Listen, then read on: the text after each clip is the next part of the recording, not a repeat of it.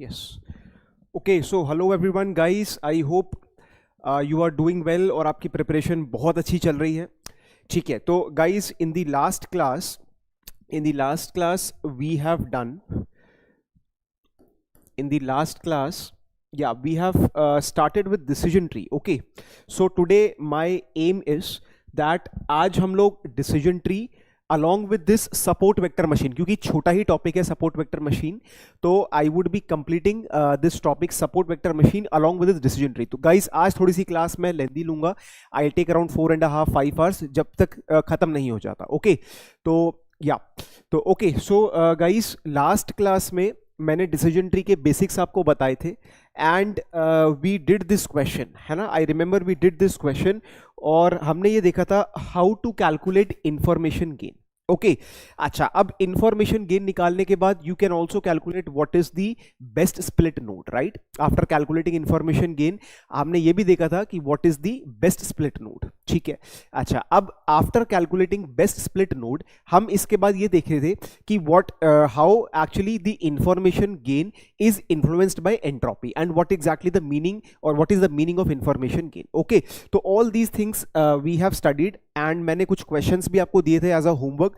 आई hope आप लोगों ने कर लिए होंगे these questions.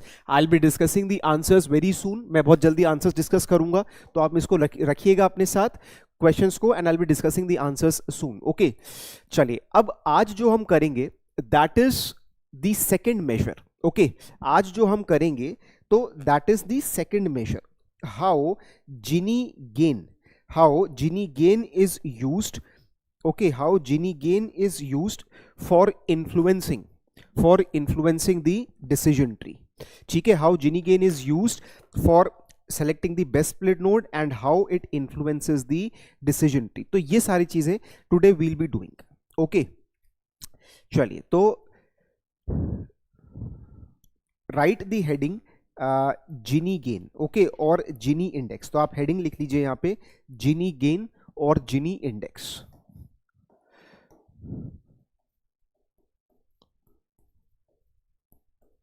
Gini gain या फिर आप एक हेडिंग ये भी लिख सकते हैं Gini index. Okay, Gini gain या फिर आप हेडिंग लिखेंगे इसमें Gini index.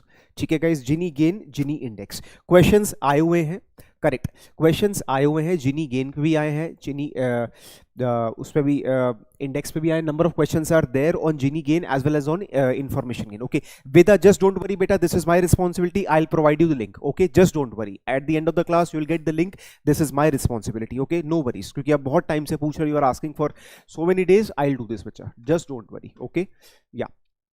And as Newsbuster told, just go to get set go no, you will find there, or no worries, I'll do this for now today. Okay, chaliye, ab now the second measure is Gini gain or Gini index. It is the measure of degree of misclassification. Okay, firstly let us define this Gini gain, Gini index. It is a measure of degree of misclassification.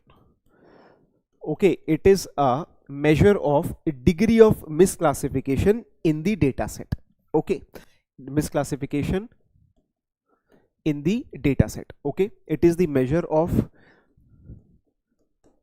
degree of misclassification in the data set. And इसकी जो range होती है, Gini index की जो range होती है, that is between 0 to 0.5. Okay, the Gini index range. The Gini index range is between 0 to 0.5. But किसके लिए?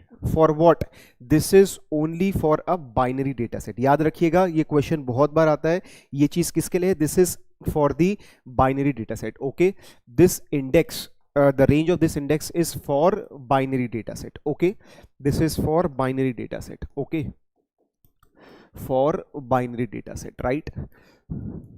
So I would also compare the Gini index along with the information gain. Okay, and in terms of number of parameters, right? Correct. So this is how the Gini index is defined, and when Gini index is 0.5, that means it is a bad prediction. Okay, when Gini index is 0.5, okay, so this 0.5 indicates a bad prediction. Okay, it indicates a bad prediction. And when Gini index is 0, it means the decision tree would give us good prediction. Okay, it would give us good prediction. And guys, this is my promise. I would also show you the Jupyter file where I have actually modeled, because I take data science batches also. So guys, ये मेरा promise है, I would show you how Gini index, Gini gain actually are actually determined while coding. Okay, because these are the hyperparameters. So definitely in the end I'll show you for logistic as well as for the decision tree. Okay, so let us complete the theory first, then we shall switch to the Jupyter notebook. So it would give you a crystal clarity. आपको बहुत clarity मिलेगा. You would be really, getting a much motivation, no? Because the things which you are actually studying, no, has a big role to play as a hyperparameters in the Jupyter notebook. Okay, done. So Gini index, as I defined, it is the measure of degree of misclassification, and it is estimated in the range of 0 to 0.5 for a binary data set. Okay, so I would also just like to clarify the things which we have studied. No, this is for binary data set. Okay, जो range थी, the range for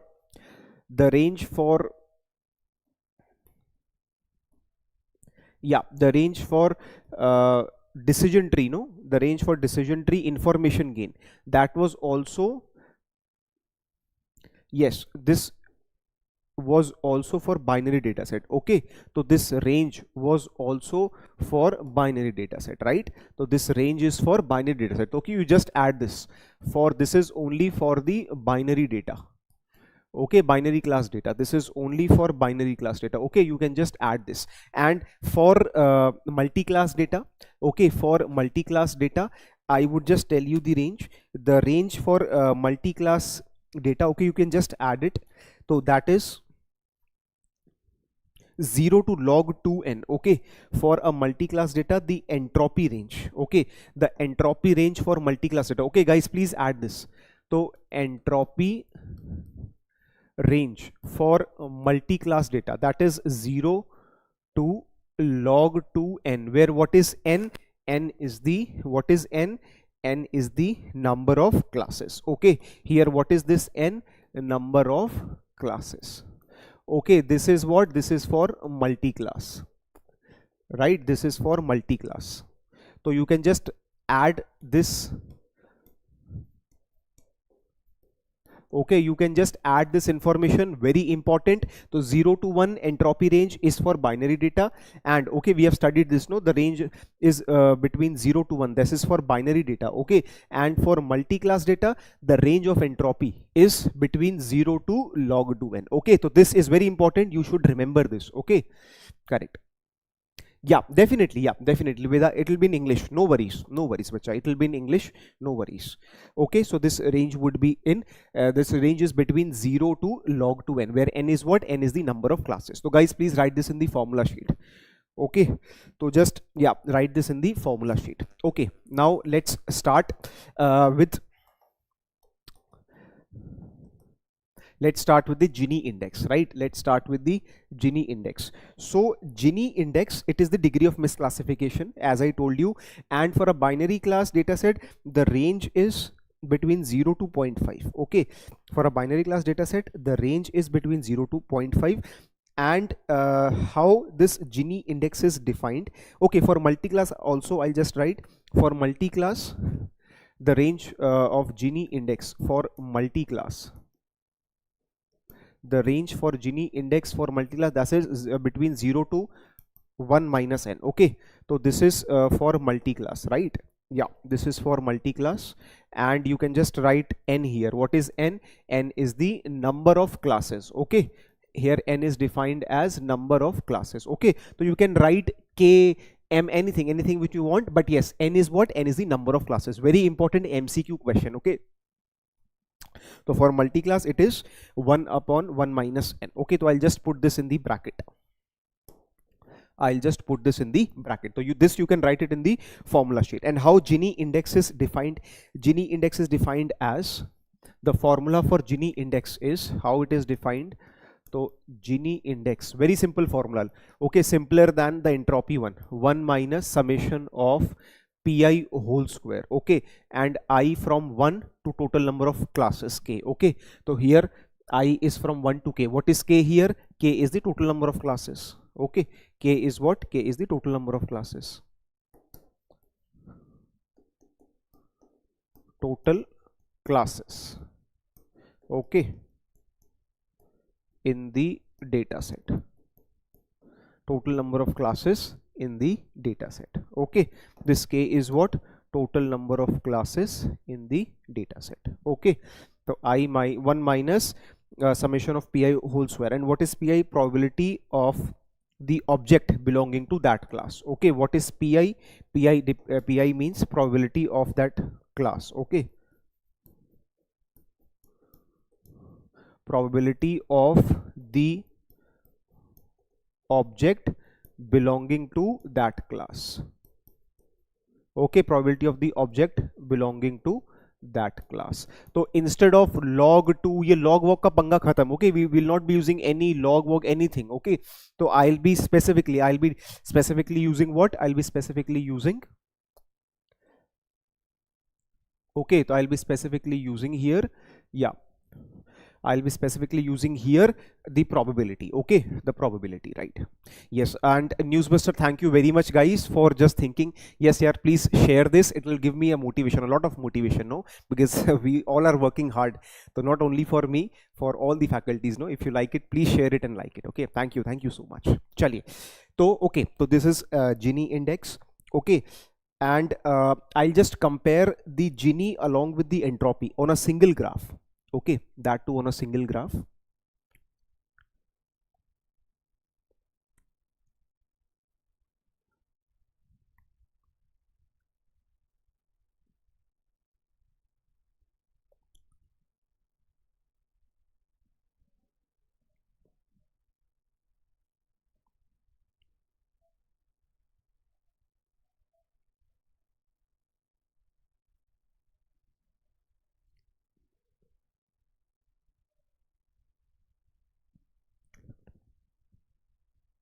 Okay, chaliye. Now I'll be just drawing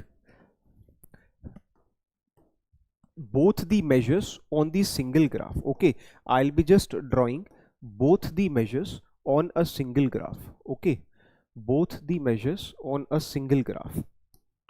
So for example, this x-axis is the probability of the class, okay. X-axis is the probability, p of x, right? P of x is what? It defines the probability of the class, okay, probability of the class, right? And here on the y-axis I would be taking the entropy, y-axis I would be taking the impurity measure, okay. This is what? This is the impurity measure, okay. So if I draw the graph for entropy, I mean if I want to just compare, no, the entropy and the Gini, so this is how I can compare, no. If I want to compare the entropy and the Gini, so this is how I can compare for your understanding, so that you can easily remember it, okay, for your understanding, so that you can easily remember it, right? So this is how I can compare this, है ना? This is how I can, yeah, this is how I can compare this, okay. Yeah, this is how I can compare it, and this is,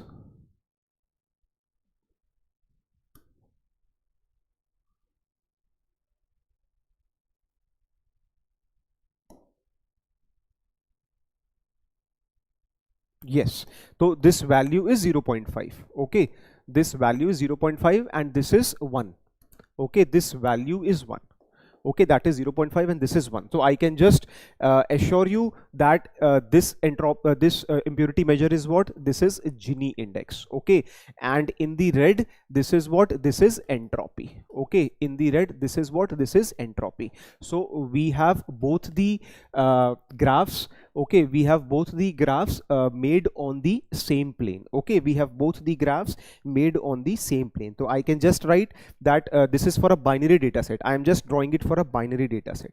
Okay, so this whole analysis is for binary class data set. Okay, I hope you are getting it. No, what is binary class data set? So this whole analysis is for binary class data set, where what is this? This is class 0, pure. Okay, pure class 0. And what is this? This is pure class 1. Okay, what is this? This is pure class 1. And what this point represent? This is 50% of class 1, where entropy is also maximum and where Gini is also maximum. Okay, where entropy is also maximum and Gini is also maximum. Okay, and 50% of class 0. Okay, so this is how the points have been identified. Okay, so here entropy is maximum and prediction would be bad. Okay, because the mixture is heterogeneous. No, so Gini would also be maximum and entropy would also be maximum. Okay, so this is how we have to calculate. And what will be the best split node? The best split node would be where the Gini would be minimum. Okay, Gini of the Gini of the feature would be minimum, or Gini gain would be maximum. Okay, so I'll just give you how to calculate the best split node. Very simple. Okay, very simple. Yes, how to calculate the best split node. Yes, so best split node calculation. So if you are using information gain, so where information gain of the feature is maximum, so there we have to select that feature as the best split node. Okay, where the information gain is maximum, there we have to select that feature as the best split node. Or if you are using this Gini measure, so where Gini gain, okay, where Gini gain of the feature is maximum, okay, where Gini gain of the feature is maximum, that you have to select that feature you have to select as the best split node. Okay, that feature you have to select as the best split node. Okay, so that is how, yeah, that is how we do this. So always remember, wherever you have IG, information gain maximum, that is the best split node. Or if you are using Gini, if that Gini is maximum, Gini gain is maximum, that means that is the best split node. But this you have to remember. Okay, this you have to remember.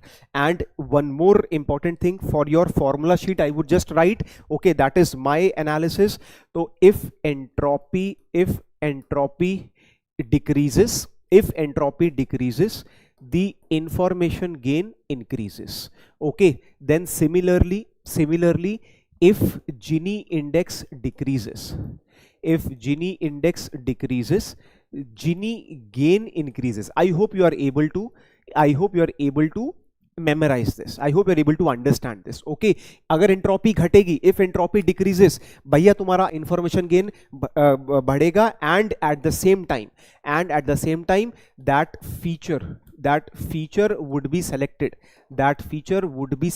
as the best split node. Okay, feature as the best split node. Okay, this feature would be selected as the best split node. Similarly, if Gini index of any feature would be decreased, Gini gain would increase, and that feature would be selected as the best split node. Okay, that feature would be selected as the best split node. So that depends which measure you are using. Okay, that depends which measure you are using, either Gini index or information gain, that depends. Okay, I'll show you the Jupyter file as well, and you'll get a much clarity, okay, a lot of clarity, exactly how these hyperparameters are actually changed. Okay, those hyperparameters are tuned, right? So that I'll show you. So, but yes, theoretically this should be really very clear. Okay, theoretically this should be really very clear to you. Okay, so this is the summary. Okay, this is the summary of what we have studied, and number of questions, MCQ, MSQ, you can solve out of here. Okay, chaliye, just write it, then let us solve certain questions.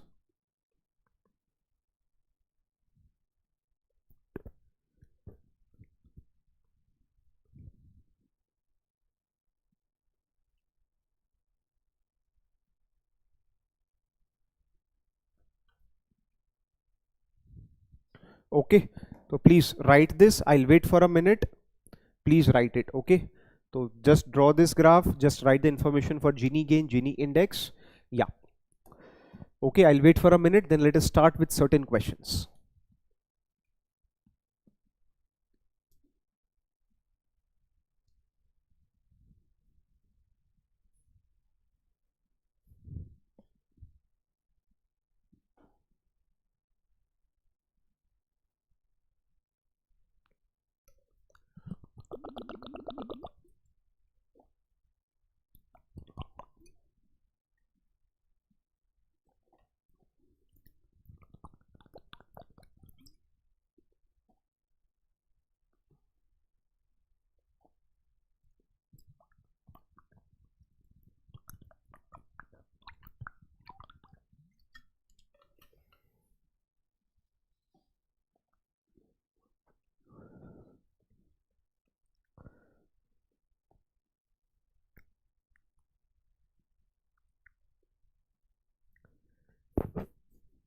Yes, Hemlata, just don't worry, beta. I have one question.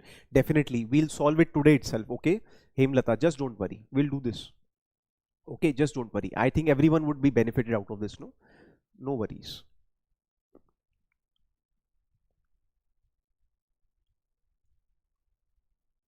Okay, chaliye. Now let us start with certain questions from Gini gain point of view. Okay, chaliye. Solve this question. Everyone, quickly.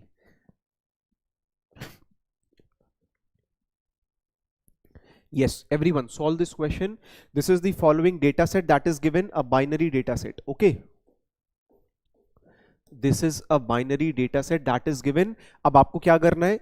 You need to find the Gini value of the feature fever value high. Firstly, now let us start this. Okay, so firstly calculate the Gini of the entire data set. Okay, firstly calculate the Gini of the entire data set. So I would just write this as Gini S. Okay, Gini of the entire data set. Okay, firstly just calculate Gini of the entire data set. So what is the formula of Gini? 1 minus summation of pi whole square. Okay, 1 minus summation of pi whole square. How many yes are there? We have 1 yes, 2 yes, 3 yes, 4 yes. Okay, so Gini of data set S would be how much? Gini of data set S, that would be how much? 1 minus. So that is 4 upon 6. How many total samples are there? Total of 6 samples are there. Okay, so 1 minus 4 by 6 whole square. And how many no are there? So we have 1 no and 2 no. So that means 2 by 6 whole square.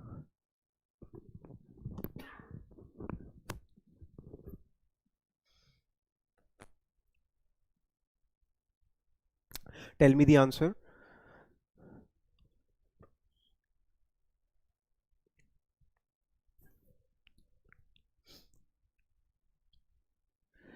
Yes. Okay. So Gini. Yes. So what would be the answer for this? Tell me the answer for Gini of the for the entire data set.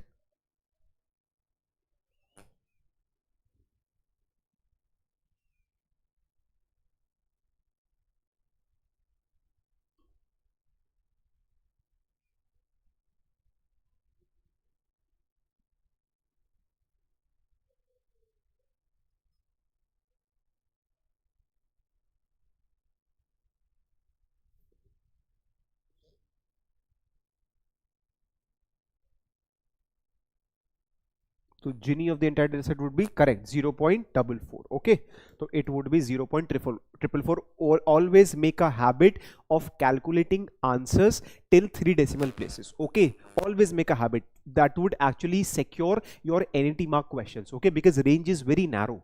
Range जो है बहुत कम होती है, तो always make a habit to calculate the answers till 3 or 4 decimal places. Okay, so the Gini of the data set is 444. Okay, now calculate with me. Okay. Now calculate with me the Gini of the feature fever. Okay, now you have to calculate the Gini of the feature fever. Okay, everyone, please calculate this. Gini of the feature fever. How to calculate this? So firstly, this fever. Okay, firstly I'll just draw a table. Okay, the chart for fever. So fever has how many highs and how many lows? So 1 high, 2 high, 3 high, 4 high. So fever has how many highs? So fever has 4 highs and 2 lows. Okay, fever has 4 highs and 2 low. Okay, fever has 4 high and 2 low. And for the high, okay, and for the high we have 1 yes, we have 2 yes, we have 1 no, we have 3 yes. Okay, so for the high we have 3 yes and 1 no. Okay, for the high we have 3 yes and 1 no. And for the low, we have 1 no and we have 1 yes. Okay, so we have 1 no and we have 1 yes.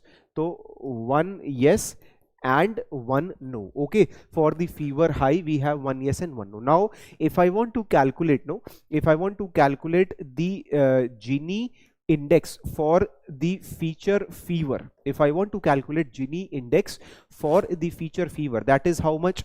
So Gini index for the feature fever, so firstly I would calculate this when the feature fever value is high. Okay, when the feature fever value is high, so that would be equals to what? This would be equals to 1 minus 3 by 4 whole square plus 1 by 4 whole square. Okay, calculate the answer. So this is the Gini value for the feature value high. Okay, for the feature value high, so that is, yeah,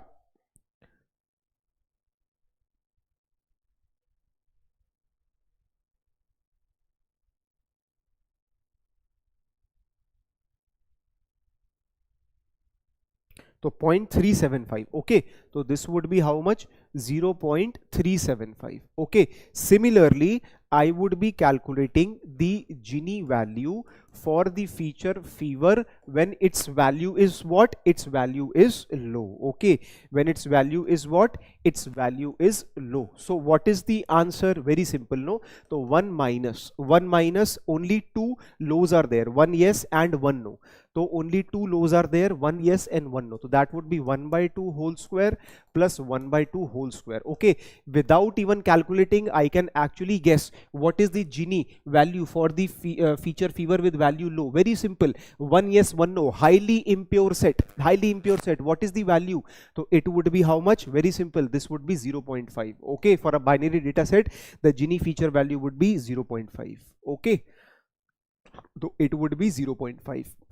So what is the average Gini value for the feature fever? Okay, average Gini value for the feature fever, very simple. How many highs are there? I have 4 highs.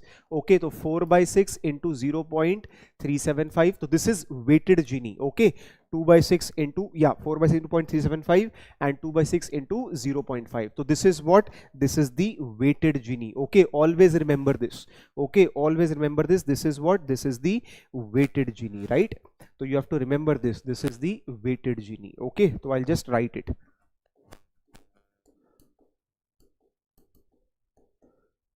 Weighted average Gini index, right? So what is the answer? Yeah, so I'll just calculate the answer for you.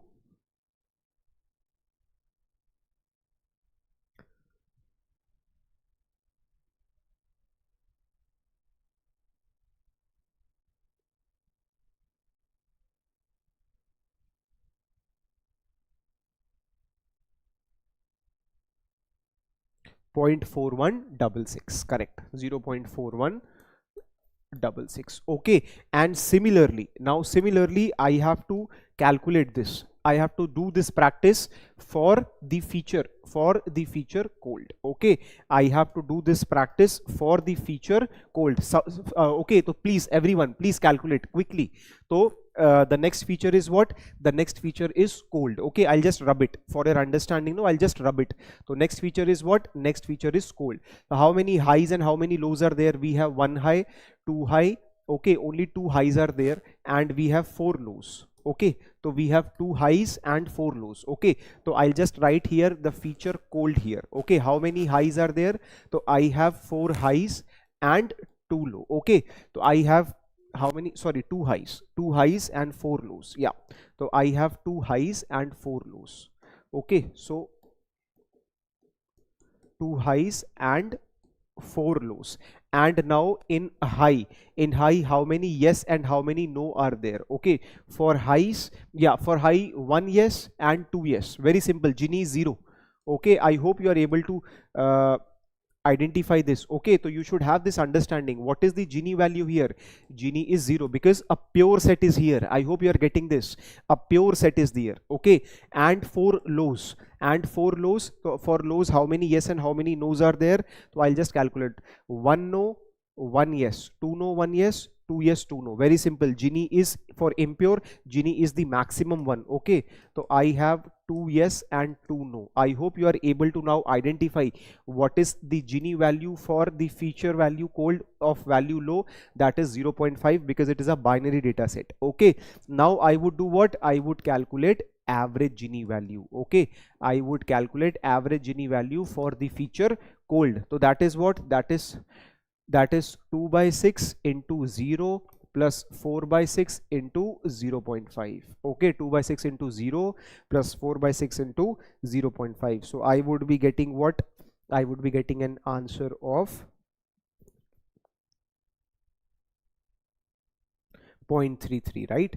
I would be getting an answer of 0.33. Okay, so this is what? This is the average. Yeah, this is the average weighted Gini. Okay, this is what? This is the average weighted Gini. Okay, so this is the average weighted Gini.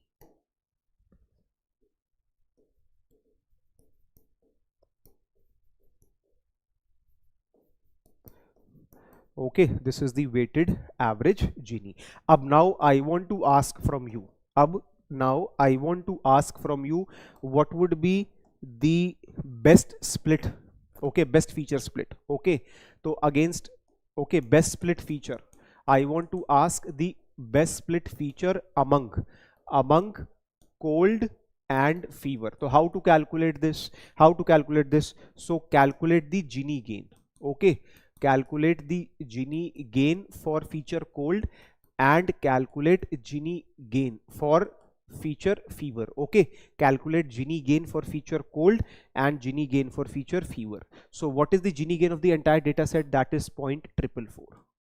Okay, that is 0.444 minus what is the Gini gain for feature cold? That is 0.33. Okay, and Gini gain for feature fever, that is how much? That is 0.375. Okay, so 0.444 minus 0.375. Now tell me which Gini gain is on the higher side. Okay, which Gini gain is on the higher side? Okay, so you just have to tell me which Gini gain is on the higher side.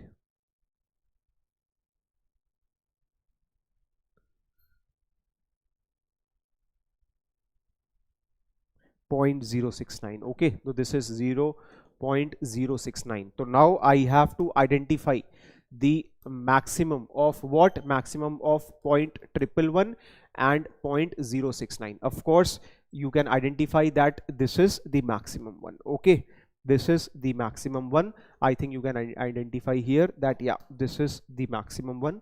So I can just tell you that the best split feature would be cold.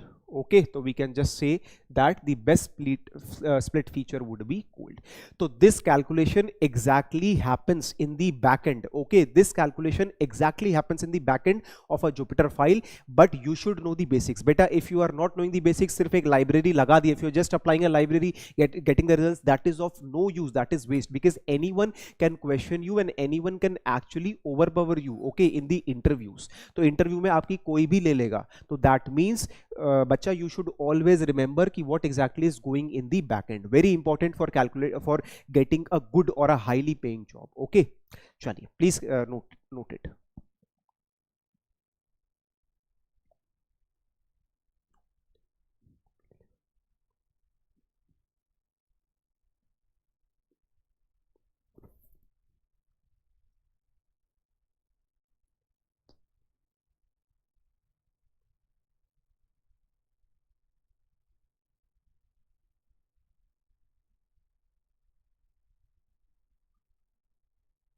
अब now in this question, what did he ask? He asked that what is the Gini value of the feature value with high? आप बताइए. Yes, you only tell me. Uddhav, yes, you only tell me what is the answer of this. Gini value of the feature fever. Gini value of the feature fever with value high. You only tell me what is the answer.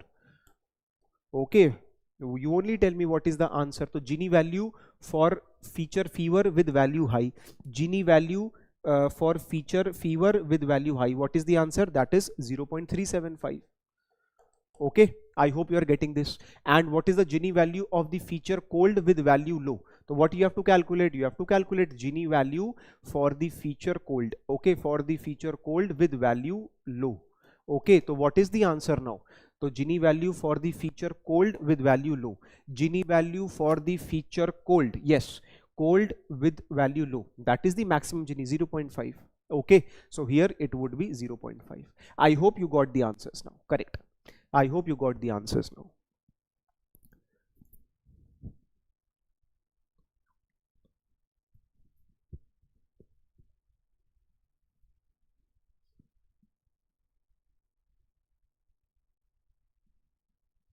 Okay, chaliye. Now let us start with the next question. Everyone, I want you to solve this question.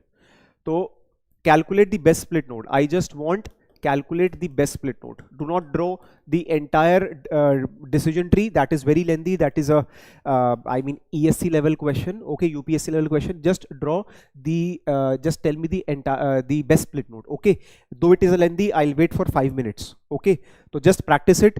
The concepts would really get clear. Okay, okay, please everyone. Tell me, is it open interest, trading value or return? Okay, just tell me whether this is open interest, trading value or return. Tell me the best split node. And you have to use Gini measure, but I'll wait for 5 minutes. Okay, please everyone, I request everyone to do this.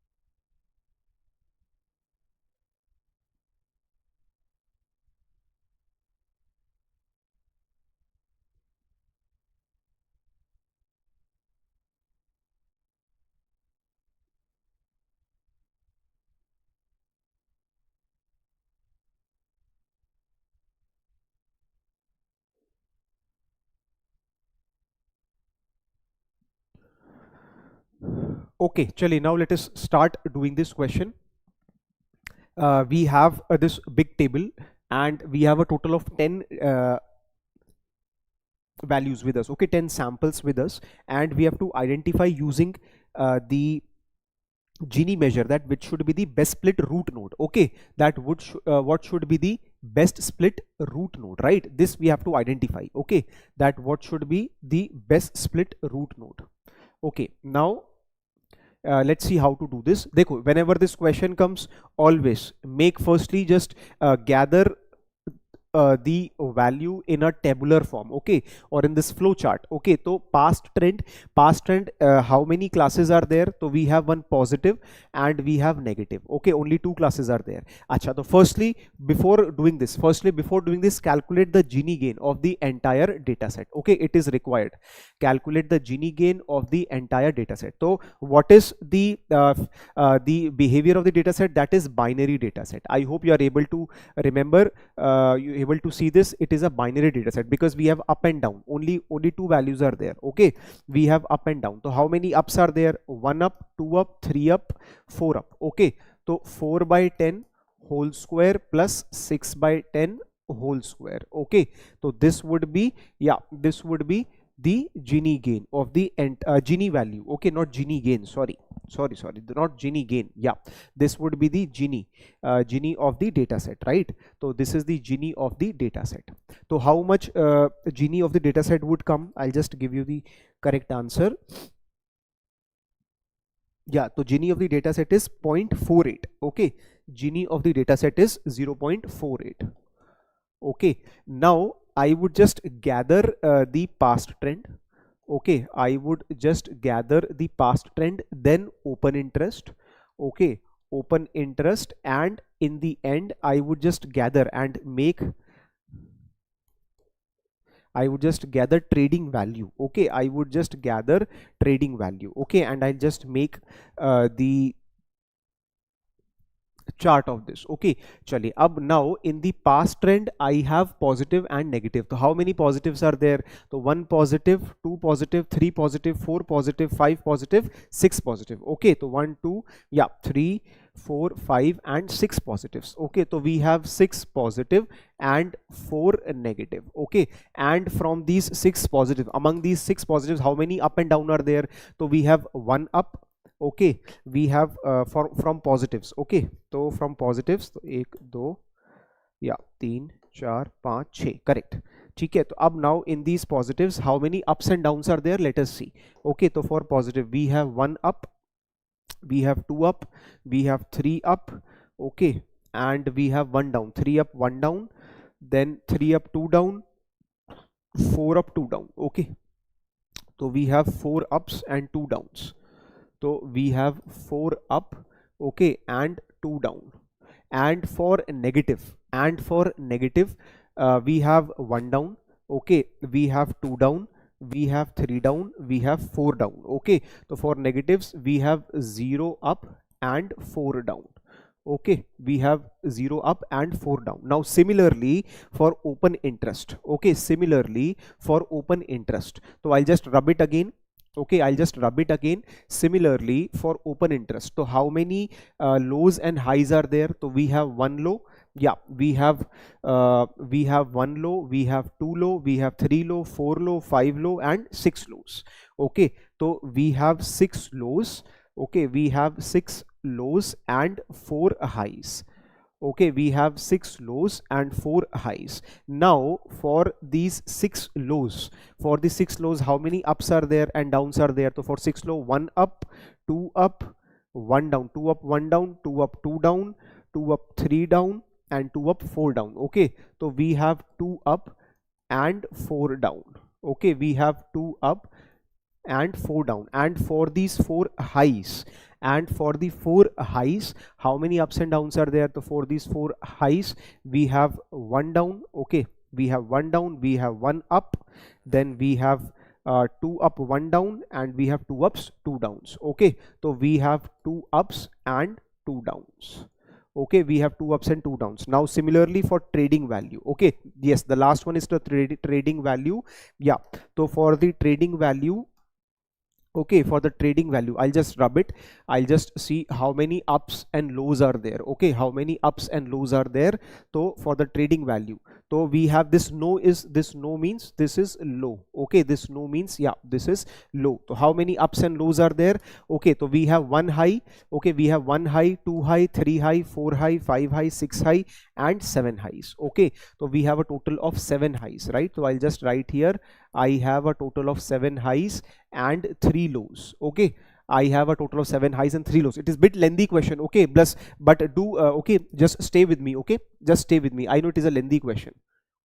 Yeah, so yes, this crash course is for beginners. Yes, Ankit, definitely this crash course is for beginners, but watch from the starting. Okay, definitely this is for beginners. Yeah, okay, now for highs, how many ups and downs are there? So for high, we have one up, we have two up, three up, okay, and we have four ups. Okay, so a total of four ups. Okay, a total of four ups. Yeah, one up, two up, three up, four ups, and one down, two down, and three down. Okay, four ups and three downs are there. And for lows, how many ups and how many downs are there? We have one down, we have two down, and we have three down. Very good. Okay, so we have three downs. Okay, very simple. We have three downs and zero ups, right? Now what we have to do is we have to calculate the average Gini. Okay, we have to calculate the average Gini for the feature, yeah, for all these three features: past trend, open interest, trading value. Okay, so we have to calculate this for past trend, average Gini for the feature, yeah, for the feature open interest and trading value. Okay, for the feature open interest and trading value. Okay, for the feature open interest, and we have to calculate average Gini for the feature open value. Okay क्या नाम है इसका? Trading value, sorry, trading value, या, तो for trading value. Okay, तो we would just calculate this for the trading value. Okay, I hope you know how to calculate the average Gini value. Okay, so that is the weighted Gini, right? I hope you know to calculate average Gini value. Okay, that is the weighted Gini. So I would just write the answers for all these Gini values. So average Gini value would be average Gini for past trend, that is 0.264,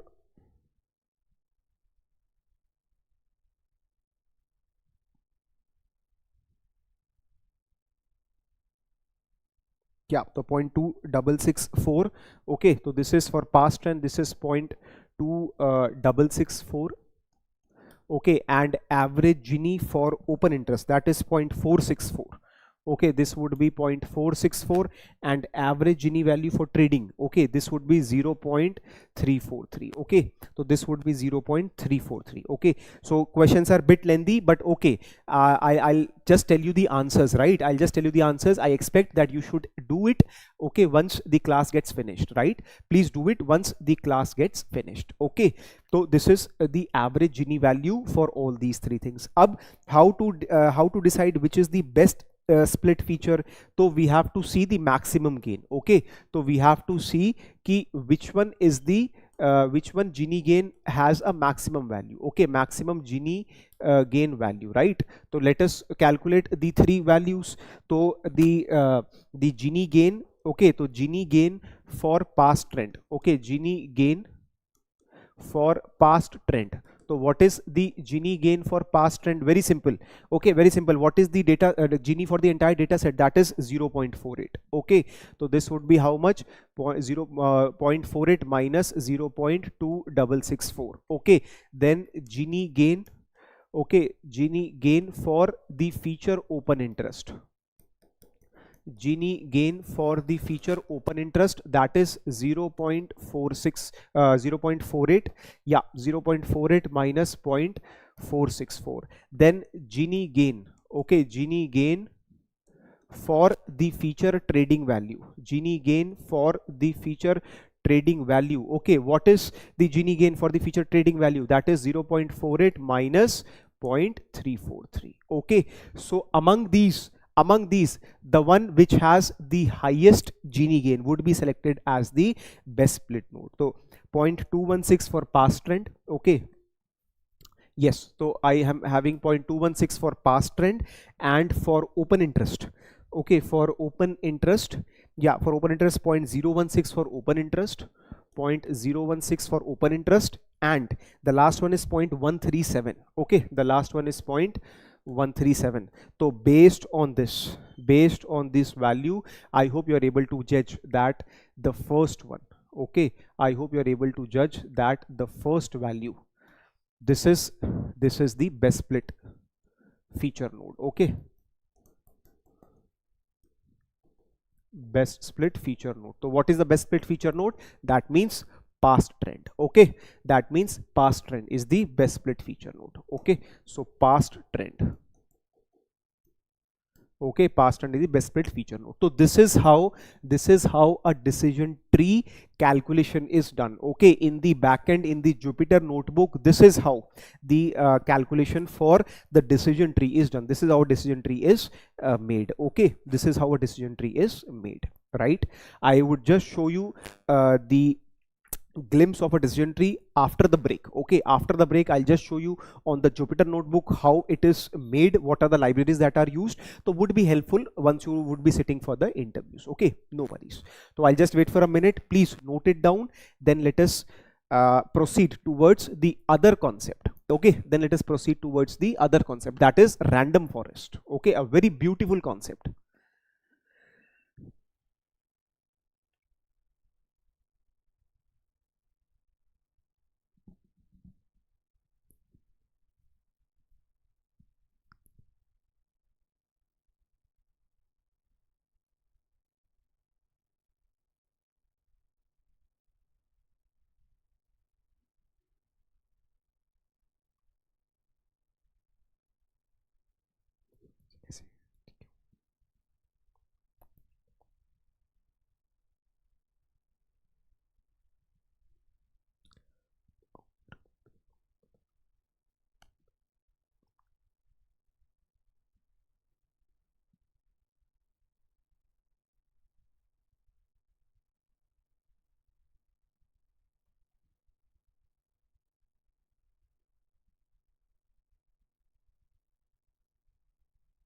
sure sure तो how to calculate the average Gini for a feature. देखो average Gini कैसे करते हैं, how to calculate. अब for example past trend, I need to calculate the average Gini for the past trend. How to do this? Very simple. No, very simple. तो average Gini calculation for past trend, average Gini calculation for past trend. तो firstly the Gini value for the feature past trend equals to what? Positive. Okay, equals to positive. Okay, so I'll just calculate this for positive. So how much is that? That is 1 minus. Okay, so for the positive, 4 ups and 2 downs. Very simple. 4 ups and 2 downs. So 4 by 6 whole square plus 2 by 6 whole square. Then Gini value for the feature past trend. Okay, that is equals to what? That is equals to negative. Okay, that is equals to negative, and that is equals to what? And how many negatives we have? For negatives we have 4 negatives, 0 up and 4 down. I think very simple, the value would be 0. I hope you are able to guess this, because that is a purer one. Okay, so 0 ups and 4 downs, so 0 by 4 whole square plus 4 by 4 whole square. I hope you are able to see this. This is 0, and this you could calculate it. Okay, so I'll just calculate this.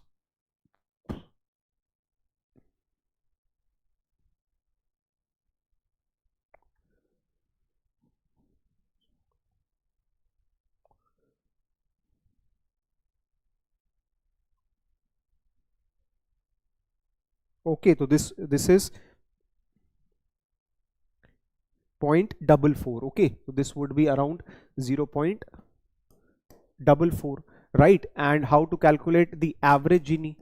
So average Gini can be calculated as how much? So तो we can calculate this as how many positives are there? 6 positives and 4 negatives. Okay, 6 positives and 4 negatives. So 6 by 10 into 0.44. Okay, plus 4 by 10 into 0. So 6 by 10 into 0.44 plus 4 by 10 into 0. So how much we are getting? Yeah, so I think we'll get around 0.2664.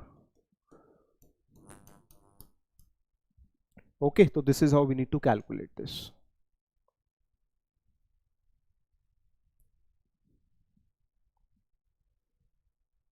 Okay, chaliye. So now let us switch towards the other concept. This you have to do as a homework. Okay, this question you have to do as a homework. Okay, everyone, you should take this seriously, and this question you have to do as a homework. Okay, now this question actually I gave this in the test series, no, that is I've mentioned here. So this question is where we have to do regression. Okay, where we have to do regression. Okay, and we have continuous values. Okay, so I'll discuss this afterwards. Firstly let us switch on the issues that occurs in the decision tree. Okay, how to prevent overfitting in the decision tree, right? So firstly let us focus on the issues that actually occurs, no, that occurs in the decision tree. So there are certain issues, no. So first one is the overfitting. Okay, overfitting issue in the decision tree and how to prevent it. So these are the maximum depth. This is the first hyperparameter that we have to tune. Minimum sample split is the second one. Minimum sample leaf is the third one. Maximum features is the fourth one, and pruning, very important, this is very important. Pruning, this is the fifth one. Okay, this is the fifth one that we have to that we have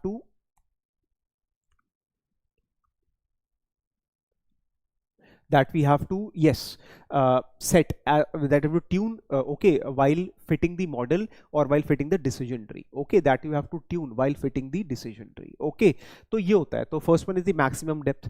So what is the maximum depth? That what should be the depth, no, where the tree shall stop. I mean, we should have 3 levels, 4 levels, 5 levels. So that initially you have to decide. That is the maximum depth. Then minimum sample leaf. What are the minimum number of samples in a node before splitting?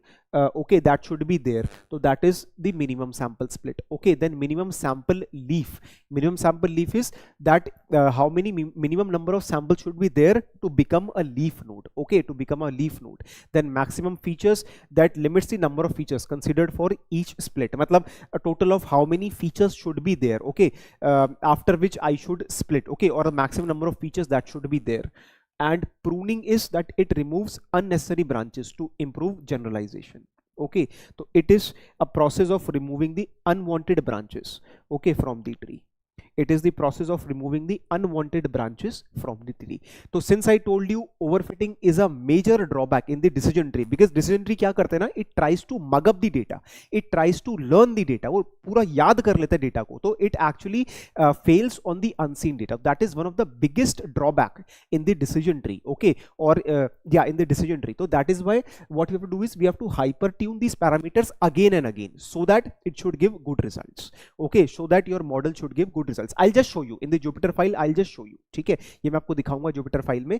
तो but yes, this you have to remember. Okay, this you have to learn. You have to remember all these things. Okay, तो आप एक formula sheet में you just write it in the formula sheet: pruning, maximum features, minimum sample leaf, minimum sample split, and maximum depth along with their meanings. Okay, तो these are what? These are the hyper parameters. Okay, ये आपको याद रखना है. This you should remember. These are the hyper parameters. Okay, चलो अब इसके बाद I'll just focus certain important points in the pruning. Okay, I'll just give you certain important points in the pruning. Okay, so as I told you that what is pruning? Pruning is the process of removing unwanted branches.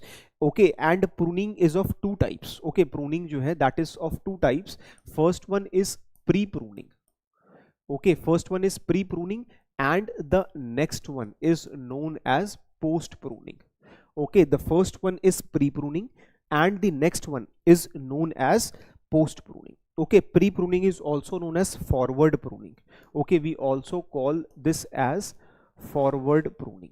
ठीक है, हम इसको forward pruning भी बोलते हैं. And post pruning को हम क्या बोलते हैं? Backward pruning. We also call this as backward pruning. Okay, we also call this as backward pruning. ठीक है. अच्छा, अब what is forward pruning? This technique doesn't allows so we actually stop the tree growth when information gain is matching to the threshold value. Okay.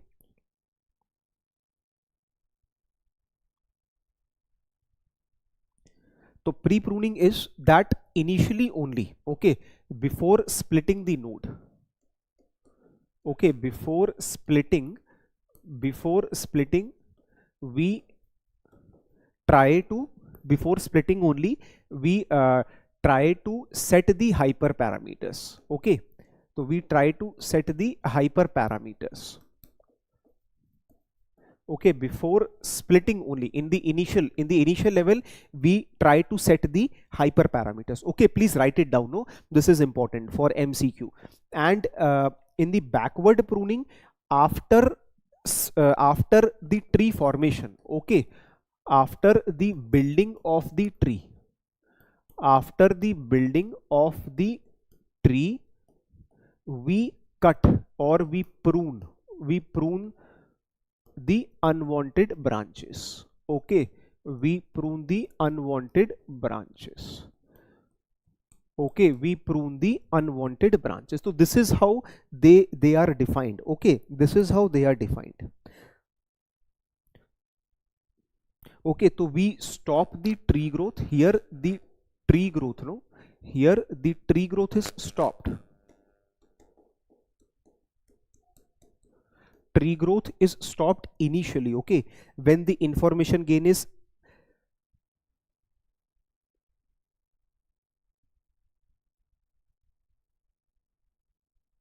okay, tree growth is stopped initially. Tree growth is stopped initially. Okay.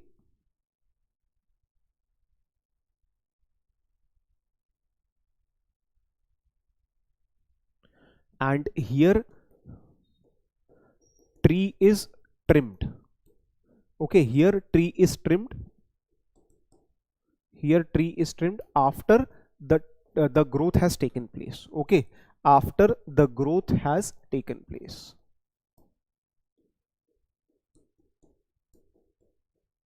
Okay, after the growth has taken place. So this is what you should remember. Okay, this is what you should remember.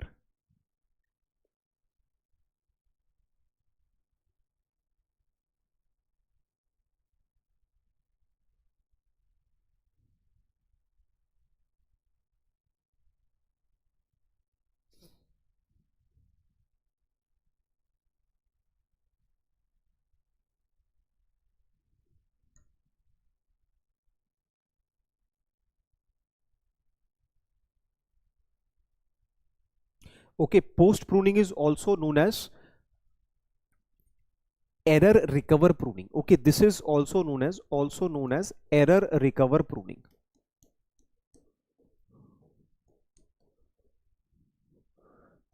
Okay, this is also known as error recover pruning. ठीक है, this is also known as error recover pruning. Now what is hyperparameter? Okay, now what is hyperparameter? देखो very simple. What is hyperparameter? जैसे for example you have to calculate the area. Okay, जैसे मान लीजिए आपको area निकालना है. Okay, किसी भी एक square का length into breadth. Okay, you need to calculate the area of any I mean square, that is length into breadth. So there, if you just set that area shouldn't be greater than 200, okay, I need to keep area less than 200. Now adjust the values of length and breadth for this condition. I hope you are getting this.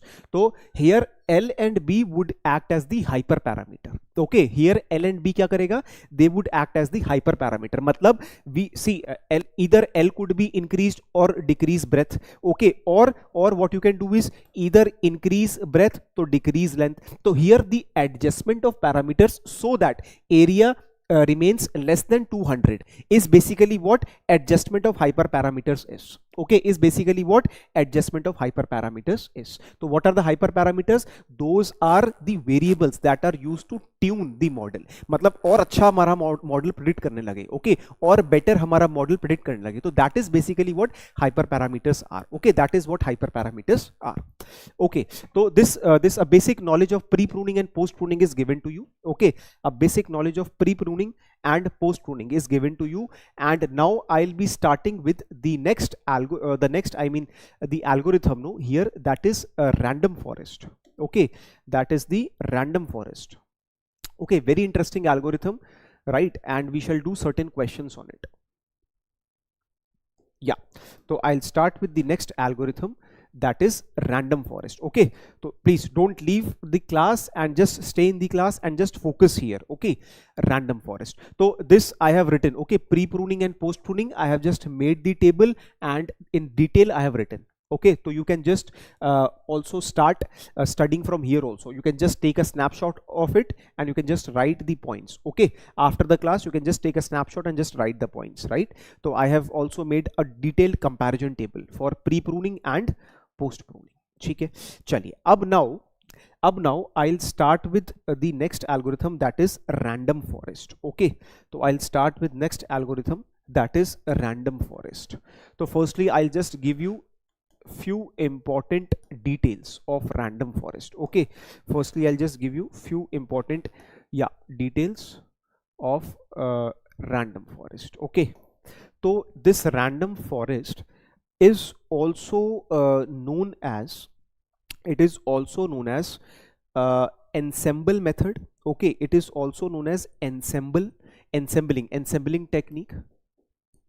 Okay, this is also known as ensembling technique. Okay, it is also known as ensembling technique or bagging. We also call random forest as bagging. Okay, we also call random forest as bagging. Okay, and we also call this as bootstrap aggregation, right? We also call this as bootstrap aggregation.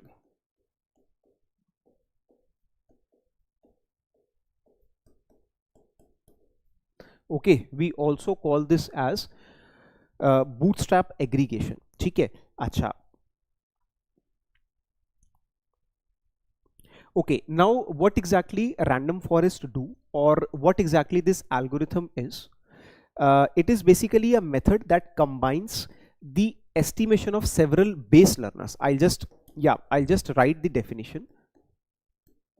This method combines the estimation of several base learners. Estimation of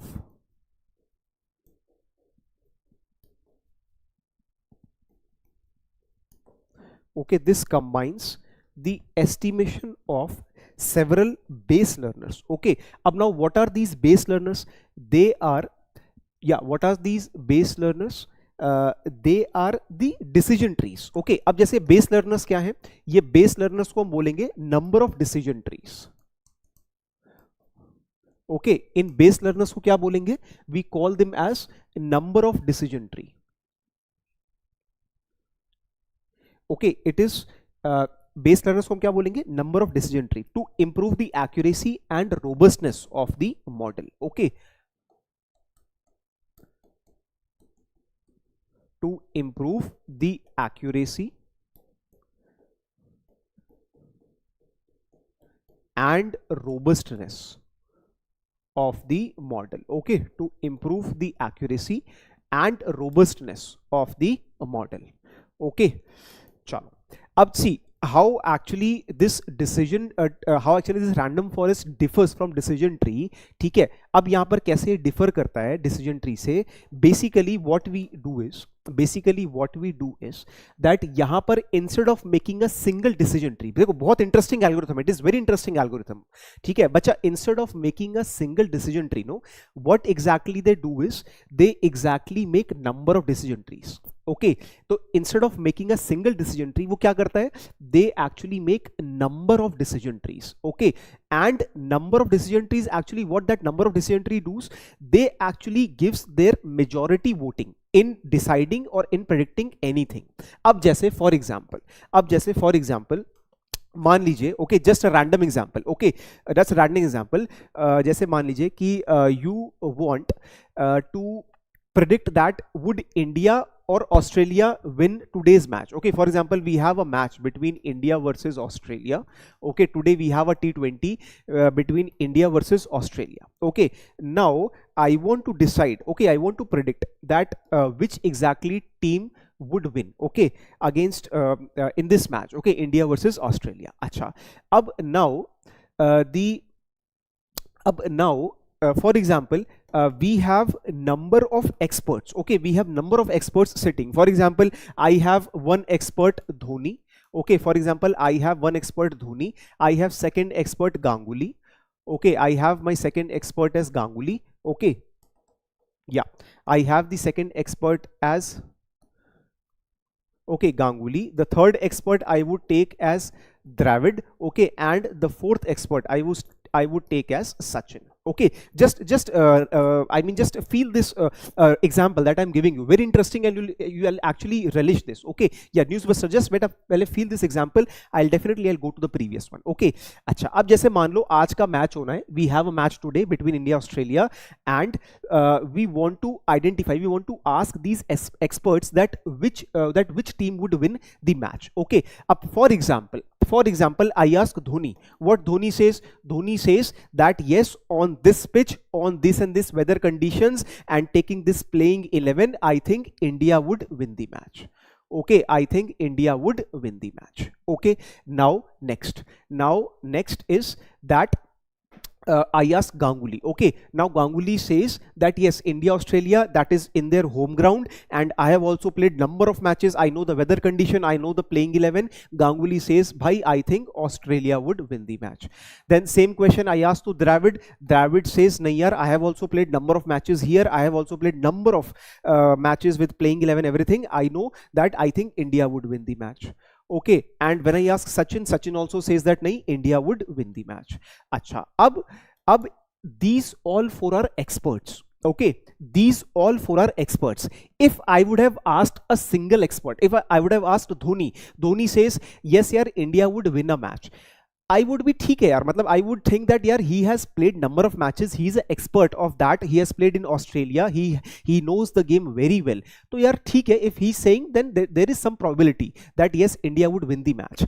But instead of asking Dhoni, if I ask all the players, you just focus on this example, okay, just focus on the concept that if instead of asking Dhoni, if I ask all the players, would India win the match? Dhoni says yes, India would win the match. Ganguly says yes, Australia. Dravid says India. Sachin says India. All of these are actually what? They are actually the experts. Matlab they are basically what? They are highly trained decision trees.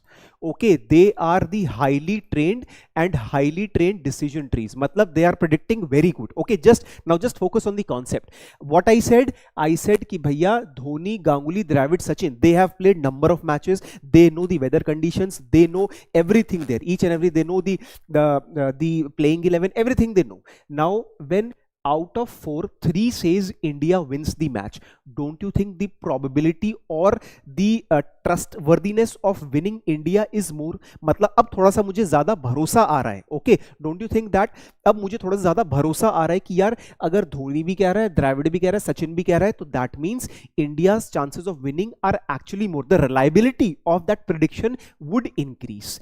तो this is only the concept.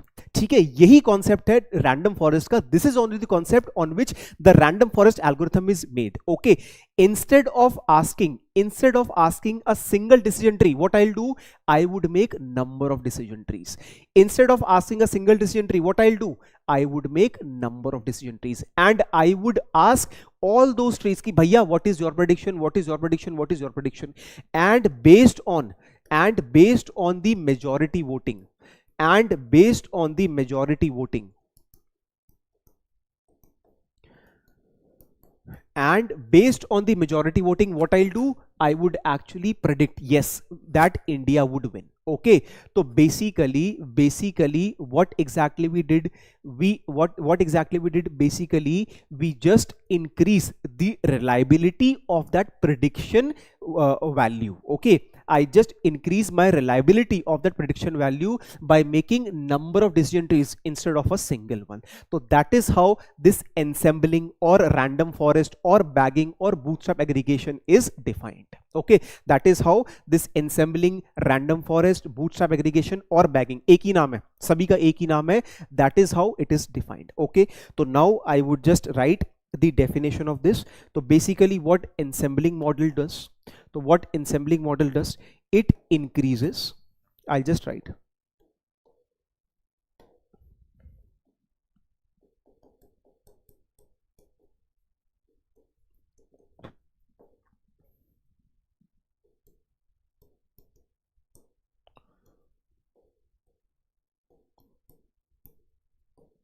it basically what it does, it increases the chances of getting the prediction right more than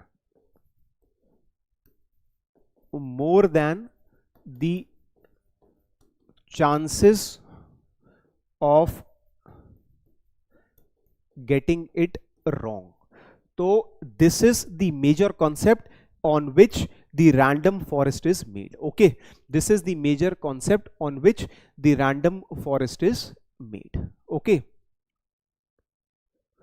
so this is the major concept on which the random forest is made, and this is known as ensembling technique, bagging or bootstrap aggregation. Okay, so these are the other names of random forest. Okay, so I hope my this example would have made the things clear. Okay, so please write it. No, I'll wait for a minute.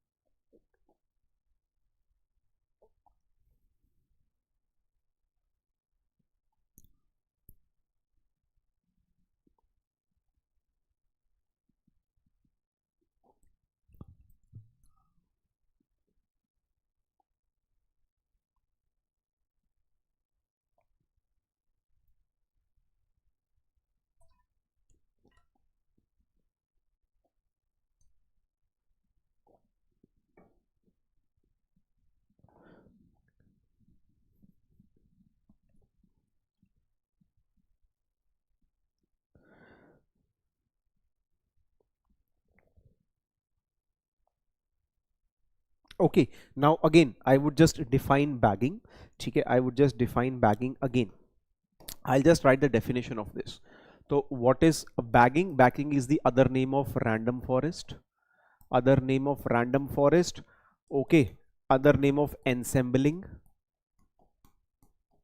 Okay, other name of ensembling, random forest, and bootstrap aggregation. Okay, or bootstrap aggregation. All these things are same.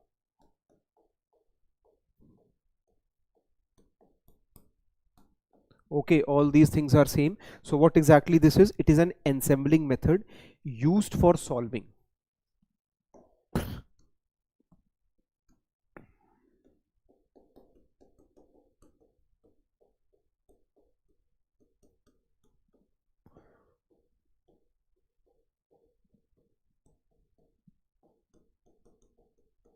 Used for solving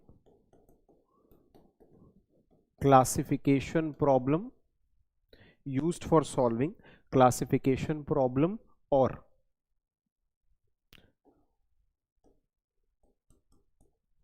regression problem.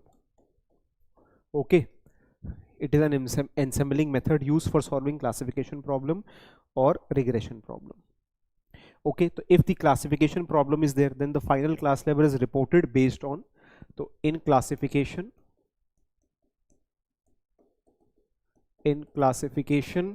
the final class label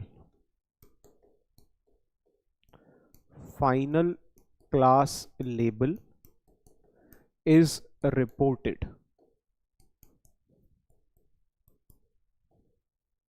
The final class label is reported based on the majority voting.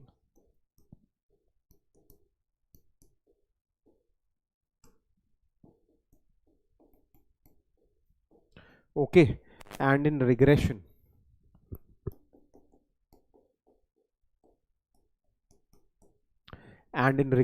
the final class label is reported based on the mean value of the based estimator in the forest.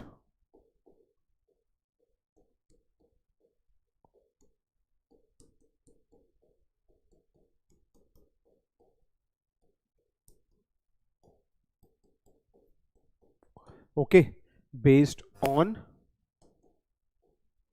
the mean value of the estimators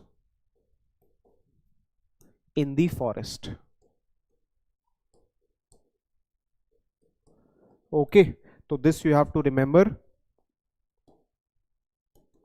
So here it is based on the majority voting and here it is based on the mean value of the estimators in the forest. ठीक है, तो okay, so please write it, no?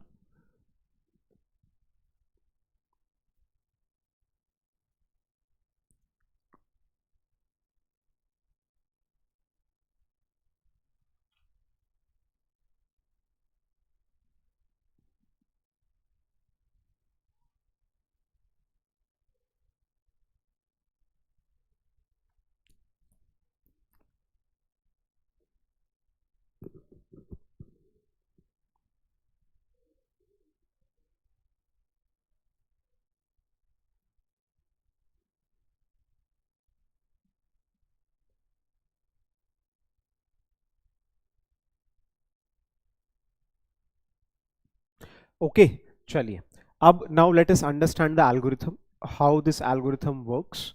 Okay, अब for example we have this training data set. Okay, for example we have this training data set where we have certain apples and we have certain oranges. Okay, we have this training data set where we have certain apples and oranges. Okay, so I am labeling the data set, right? So I am labeling oranges as well as apples. Okay, because it is a supervised learning algorithm, no?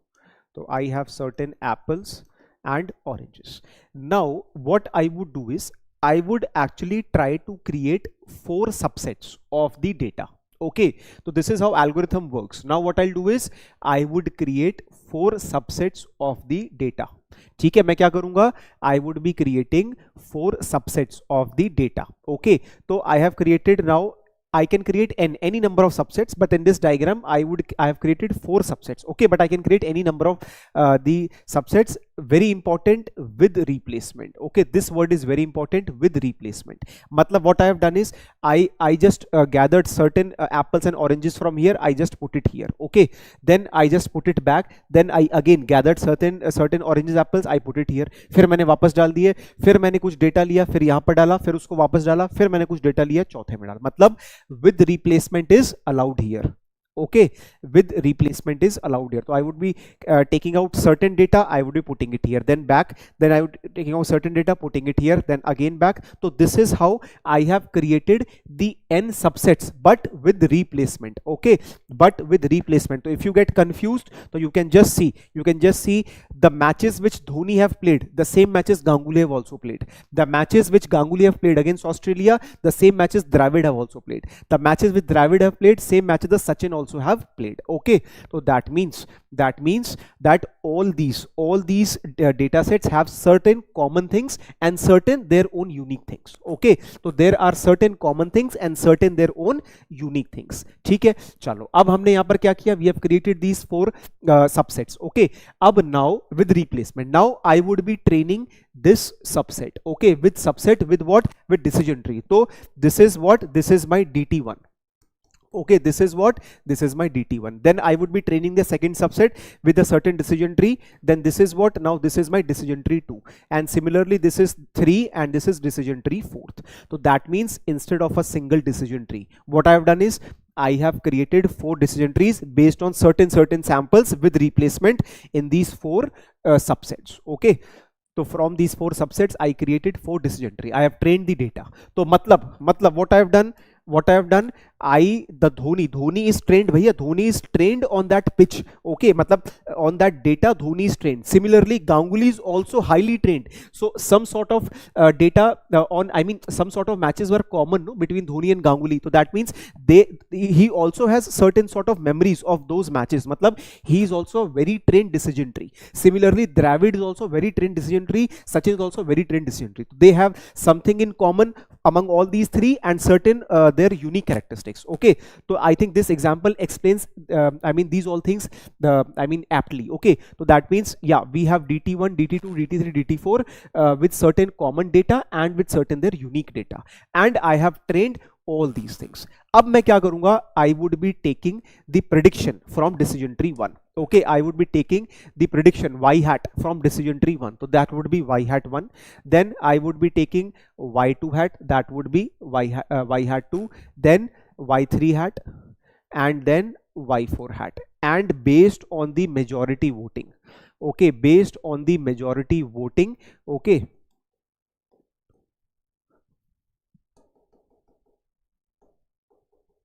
yeah, based on the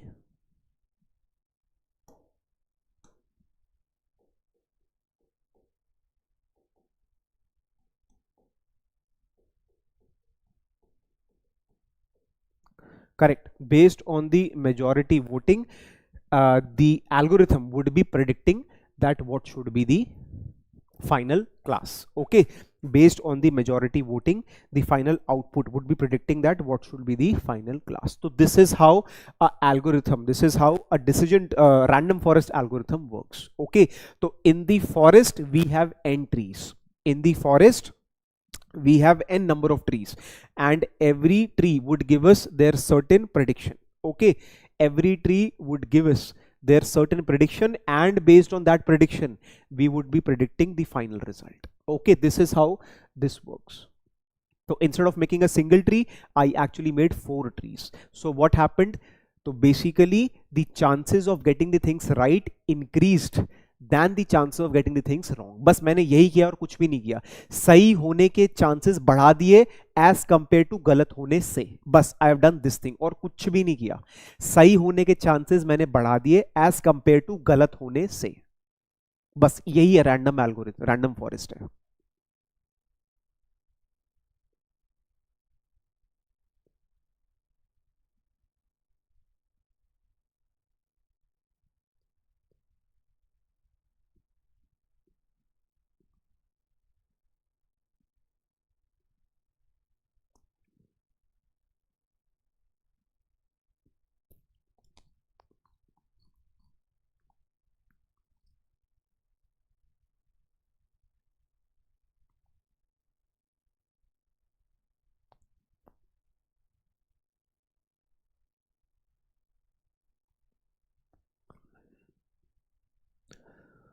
Okay, चलिए. Now let us calculate. Now let us calculate one important thing, that is percentage out of bag error. Now mathematically how question would come. Okay, so mathematically how question would come. So question may come on percentage out of bag error. Okay, percentage out of bag error. So that is a evaluation matrix for the random forest. Okay, so what is evaluation matrix? Evaluation matrix for random forest. What is that? Yeah, the evaluation matrix is that percentage out of bag error. That means OOB score is calculated. Okay, percentage out of bag error, or we calculate it as OOB score. Okay, we call it as OOB score. So that is what? That is the number of errors, okay, upon total number of samples in the out of bag. Now I'll just tell you. For example, this is the training data set. Okay, for example, this is the training data set where I have a total of 10 samples.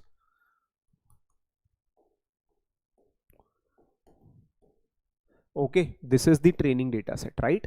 So I am just calling this as the training data set.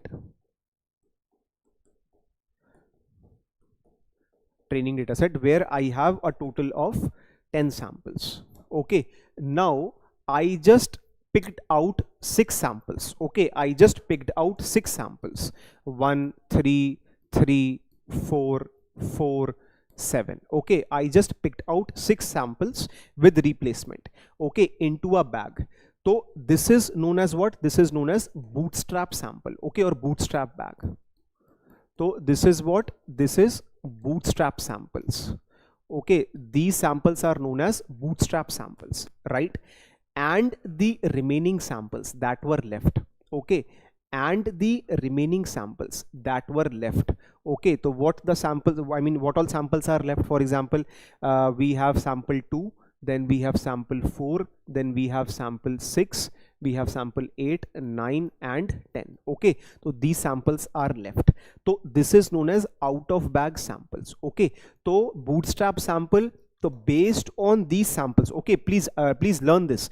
So this is used, I mean, this data is used, okay, this data is used for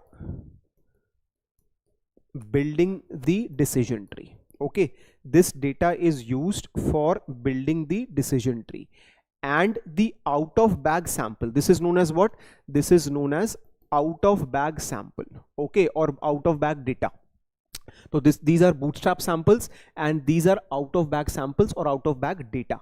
So this is basically what? This data is used for evaluating the already built decision tree. Okay, evaluation of the decision tree. Okay, this is used for evaluation of the decision tree. So basically, what is percentage OOB error? Okay, or what is OOB error? Firstly, I'll just define OOB error. So what is out of bag error? Okay, what is OOB? Yes, OOB is out of bag error. Okay, what is OOB? OOB is known as out of bag error. So that means total number of errors. In the denominator, what it would come? It would take total number of errors. Okay, total number of errors. Total number of errors that actually decision tree would make while evaluating with the out of bag. Okay, for example, I just check. For example, I just evaluated this out of bag error. Okay, for this decision tree that has been made. So I got that the sample 2 was wrongly predicted. I found that sample 2 was wrongly predicted. I found sample 4 was wrongly predicted, and I found sample 10 was wrongly predicted. So basically what I did is I actually checked the out of bag samples with the prediction of decision tree. So I found 2, 4, 10. These samples are wrongly predicted. So that means in the numerator, what I'll keep? I would keep the misclassifications or mispredictions from the out of bag error. Okay, I would keep mispredictions or misclassifications from the out of bag error upon total number of samples in the training data set. Okay, upon total number of samples in the training data set. Total number of samples in the training data set. Okay, so here just don't get confused with the bootstrap one or with this. Nah, you can check it online. I am sure for this in the denominator there is a much confusion in this formula. Okay, in this formula here, total number of samples in the training data set. Okay, I mean these whole samples, those 10 samples would be kept here. Okay, so you can check it online. I have confirmed this. Okay, I have confirmed this. Okay, so what is out of bag error? That is the number of errors that the the number of mispredictions that are made from this out of bag samples upon total number of samples in the training data set. So this out of bag error is calculated for what? This is calculated for DT1. Okay, see, I have to judge whether this random forest has created good predictions or bad predictions. Okay, so basically what is that? Kuch bhi nahi, very simple. It is very simple concept. For DT1 I took certain samples for DT1, so I would be checking now DT1 based on their out of bag sample. Then I would be checking DT2 based on his out of bag sample. I would be checking DT3 based on his out of bag sample, and DT4 based on his out of bag sample. So how to calculate out of bag sample? Very simple, very simple. I have this training data set. Okay, मेरे पास ये training data set है. I'll just tell you everything. I have this training data set. Okay, and this is the bootstrap samples. Okay, so what is bootstrap samples? The samples which are used for building the decision tree. अब जैसे I took certain samples with replacement. 1 को ले लिया, 3 को 2 बार ले लिया. I took 4 2 times. I took 7. Okay, I took 1 twice 3. Double 4 and 7. These samples with replacement I have taken. No worries. Okay, very good. The remaining samples are collected in a bag that is known as out of bag error, or that is known as out of bag. Okay, so they are actually collected in a bag that is known as out of bag. Okay, after this what I'll do is I would use this bootstrap sample to create a decision tree, and I would just evaluate the decision tree based on these out of bag samples. Now what I'll do is I found that I had 3 misprediction. Okay, what are these? These are the 3 mispredictions. Okay, what are these? These are the 3 mispredictions. Matlab, when I checked sample 2 from this decision tree prediction, I found that 2 was mispredicted. When I checked sample 4 from this decision tree prediction, I found that sample 4 was mispredicted. Similarly, sample 10 was mispredicted. So if I want to find the out of bag error, in this case, if I want to find the out of bag error, so what is out of bag error? How many mispredictions are there? 3 mispredictions. Total 3 mispredictions are there. And how many training dataset samples were there? Total 10 samples were there. So that means out of bag error would be 3 by 10. And what is the percentage out of bag error? That would be 3 by 10 into 100. So this is how the out of bag percentage error is calculated. I hope everyone is clear now. Just let me know. I hope everyone is clear now. Okay, so I have number of questions for this. Just don't worry, I have number of questions for this. I think let us take a break of 15 minutes. Okay, let us take a break of 15 minutes. I'll continue after 15 minutes. So just go freshen up yourself, and then we'll continue after 15 minutes. And don't go. Okay, we have to complete support vector machine also, though it is a small topic, but we'll be completing it today anyhow. Okay, chalo, ठीक है बच्चा. तो you just go freshen up yourself. Time is around 11:50. Let us meet at 12:05. Okay, I'll just write it here.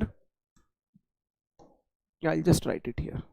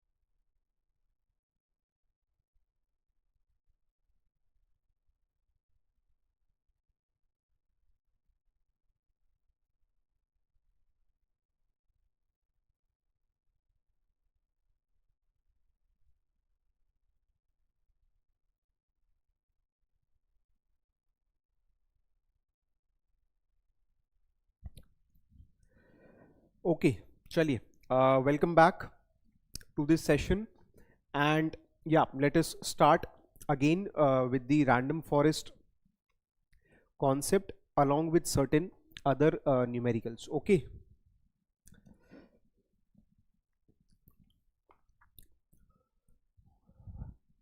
okay, चलिए.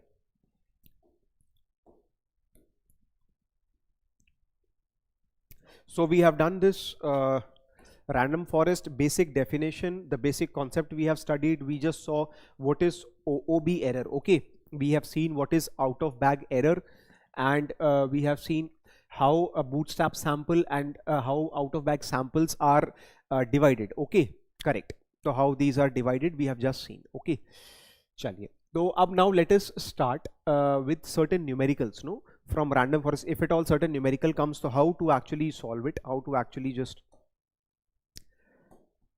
approach those numericals. Okay, so ensemble. Now I'll just firstly describe this word ensemble. So what is an ensemble? It is a technique that combines individual models to produce more accurate prediction than a single model alone. Okay, so it may be either different decision tree. Ensemble is a bigger term. Okay, ensemble जो है that is a bigger term. Maybe several trees are actually accumulated, or what I can do is I can accumulate a SVM model along with logistic regression model along with KNN along with decision tree, and combinedly I can take the majority voting and then I can give my final prediction. So that ensemble, no, that is a bigger term. Okay, ensemble is what? It is a bigger term, right? So you shall always remember the meaning of ensemble. What is ensemble? That is a bigger term, okay, to produce more accurate predictions than a single model alone. So as I told you, what is ensemble? It is a technique, okay, technique that can actually combine number of estimators, okay, that can actually combine number of estimators, right? So that is what ensembling is. So you can just see that it is a bootstrap sample 1. So bootstrap sample 1 is trained using decision tree, for example. Okay, for example, bootstrap sample 2, this is trained using logistic regression. Okay, the bootstrap sample 3, and similarly these samples are trained using KNN model. So this is how we can actually train all these samples, how we can train all these models, and we can get the prediction out of bootstrap sample 1, 2, K-1 and K. Okay, from all these samples we can get the prediction out of this, and then after the majority vote, after taking the majority voting, I can give the final prediction. So this is what ensembling is. Okay, this is what ensembling is. Just go and surf on Science Direct. Okay, that is actually publishing web page, no? The publishers actually give their papers there from different journals, and just enter that word as ensembling. You can find number of models, no, which have used ensembling technique. So I think if you could just go and just watch there, no, ki what exactly ensembling is, number of papers you can find, and that to open access. So they have actually solved the industry problem using that ensembling technique. Okay, they have actually solved the industry problem using that ensembling technique. So you can just go to Science Direct. Okay, just type Science Direct, and in that search column you just type ensembling. Number of papers you will get. So a robust regressor ensembled model. So ऐसे करके मतलब you will find number of things. Okay, so that would actually increase your confidence and the curiosity to learn ensembling. Okay, चलिए. Now this OOB error, no, out of bag error, so it has a graphical representation also. Okay, this OOB error, no, it has a graphical representation also. So yeah, so it has a graphical representation also. Now how many number of decision trees we shall make? Okay, that is always a question that could be asked. How to decide how many number of decision trees that you should make? So basically the decision tree that you would be making depends on this graph. So it would be while starting with a single decision tree, the OOB error would be very high. Okay, starting with a single decision tree, the OOB error would be very high. Okay, after that, once you start increasing the number of decision tree, the OOB error stabilizes. Okay, the OOB error stabilizes. So there actually we have to stop making number of decision trees. So basically this is the region. Okay, this is the region of interest.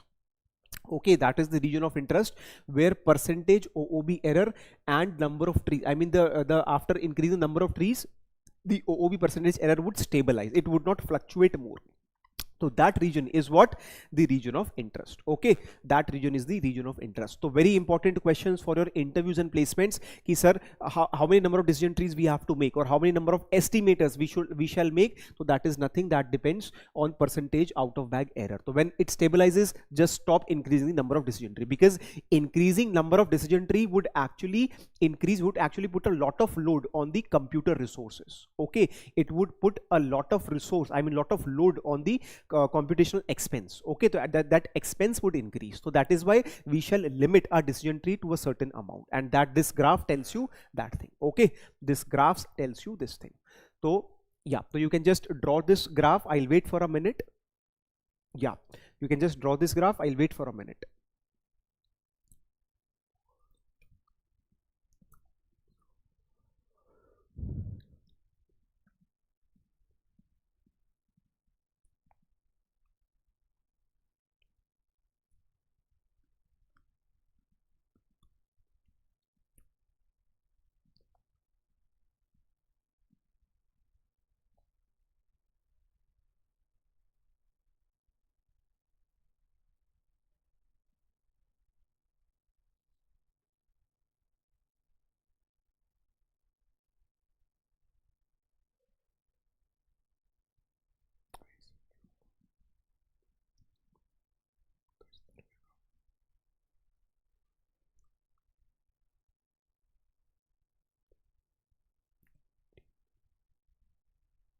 Okay, chaliye. Now let us do certain numericals. Okay, let us do certain numericals from decision tree random forest. Okay, from random forest.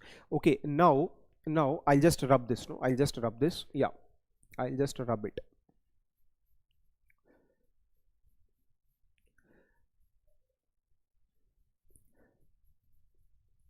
Okay, so this is the decision tree that we have. Okay, this is the decision tree that we have, and this decision tree is used for build. The decision tree is built with help of a bootstrap sample set. Okay, that is built with help of a bootstrap sample set. We have to evaluate the decision tree using given out of bag samples.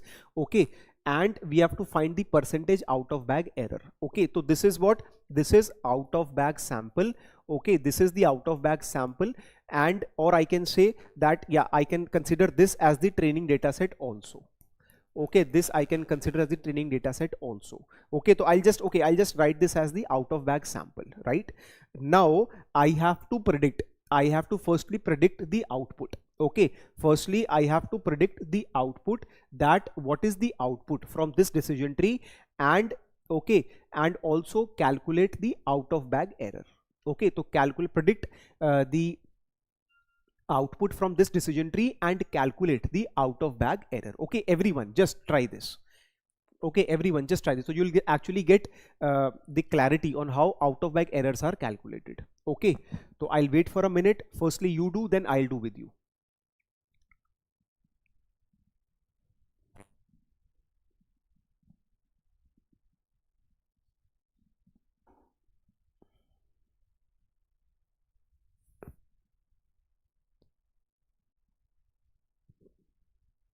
Yeah, actually this is actually new. Yeah, I'll just tell you, Newsbuster, I'll just tell you this. No, firstly you just do the numerical. No, we'll just discuss this after that.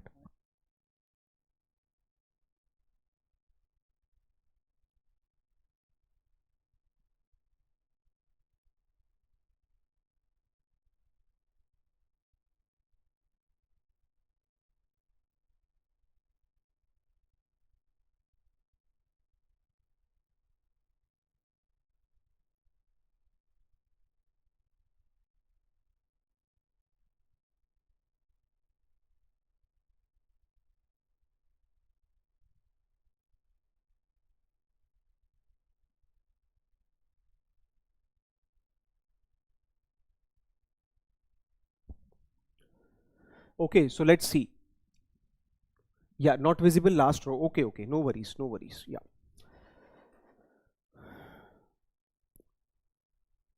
I think now it is visible. No, correct. चलिए, तो now let's see how to,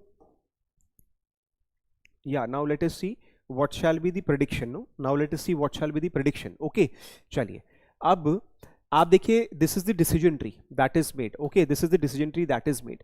Now when age is 30, okay, when age is 30 and salary 40k, loan no, what is the actual output that I should buy a car or not? Okay, what is the actual output that I shall buy a car or not? Yes, actual output is yes.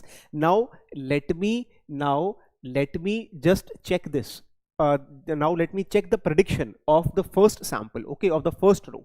Now let me check the prediction of the first row. Very simple. When age is what is age is 30, okay, it is less than equals to 40. Okay, now I'll go to this internal node, then I have to take yeah, sorry, less than equals to 40. Yeah, this is the internal node. Okay, when age is 30, then that is less than 40, so I'll go to salary. Okay, when age is 30, no, when age is 30 means that is less than 40, I'll go to salary. Okay, and what is the salary? Salary is 40,000. So when it is greater equal to 40,000, so that means what is the leaf node or what is the class label? That is no. So I would just write here that the predicted class label for sample 1 is no.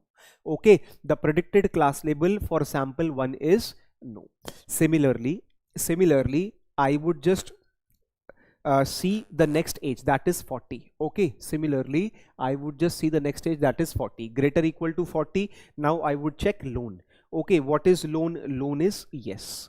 Okay, loan is yes. So when loan is yes, what is the leaf node? Then that is again, this is no.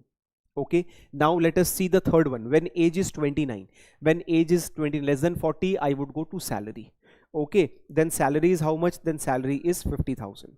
Salary is how much? Salary is 50,000, greater equal to 40k. So what is the class label? That is no.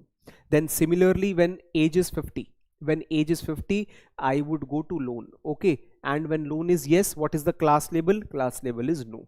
So what is the prediction? Predicted output is no. So that means how many misclassifications are there? I want to ask you, how many misclassifications? So a total of 2 misclassifications are observed. Okay, a total of 2 misclassifications are observed. I hope you are able to see this. A total of 2 misclassifications are observed. Okay.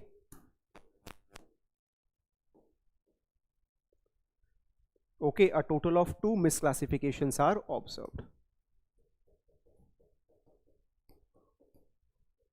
A total of 2 misclassifications are observed. Now I would be considering these same data as the training data set, because we don't have any information on the training data set. So I would be considering only 4 samples in the training data set. Okay, I would be considering only 4 samples in the training data set because he hasn't given us extra information. So what I'll do is I would be considering these 4 samples were there as the training data set. Okay, out of I mean these samples were used to build the decision tree, and these samples are only used for evaluating the decision tree. So these 4 samples are there in the training data set. So what is out of bag error? Okay, what is out of bag error? Out of bag error takes what? Number of misclassifications in the numerator, that is 2. Okay, and total number of samples, that is 4. Okay, that is 4 into 100. So that means out of bag error is how much? That is 50%. Okay, what is the out of bag error? That is 50%, right? So this is how we can use decision tree to predict the output and to calculate the out of bag error. Okay, this is how I can just use the decision tree to predict the output and calculate the out of bag error. Okay, so this is how we have to do it.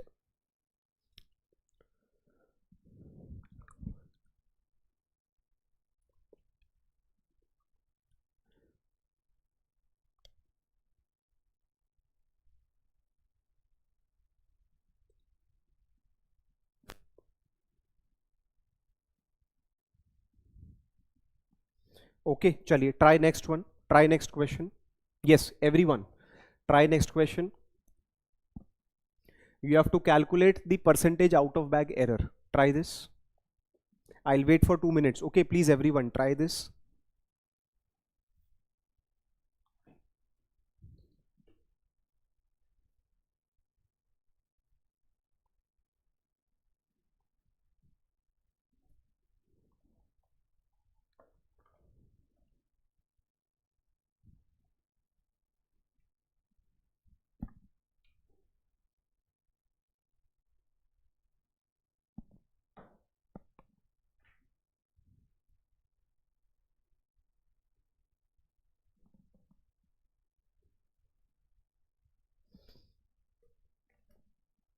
Yeah, you just try this till that time. I'll just open that Jupyter file now where I have actually modeled, where actually I have created the decision tree. I'll tell you how a decision tree actually looks like, right? So it will be really very interesting.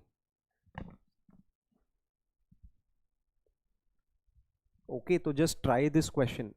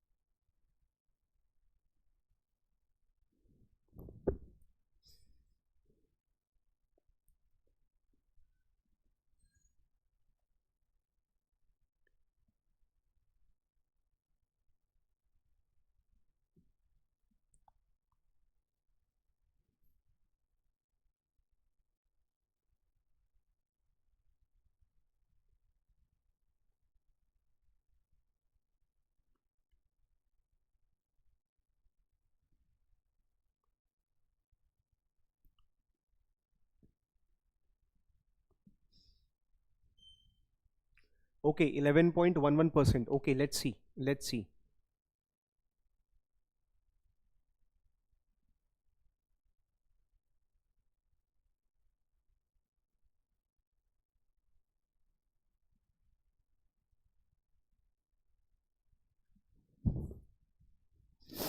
Okay, Chali, now let us solve how to do this. See, firstly, I'll just make a column of predicted output. Okay, so what I'll do is I'll make a column of predicted output that is y hat, right? I'll just make a column of predicted output that is y hat. Okay, now what are the predicted outputs when age is 85? When age is 85, okay, so if age is less than 55, then the predicted output is no. Okay, when age is less than 55, the predicted output is no. So for 50, for 52 I can say no, this is no. And yeah, for 50 this would be no. So for last columns the predicted output would be directly, it would be no. Okay, now I would check PSA. Okay, now I would check PSA.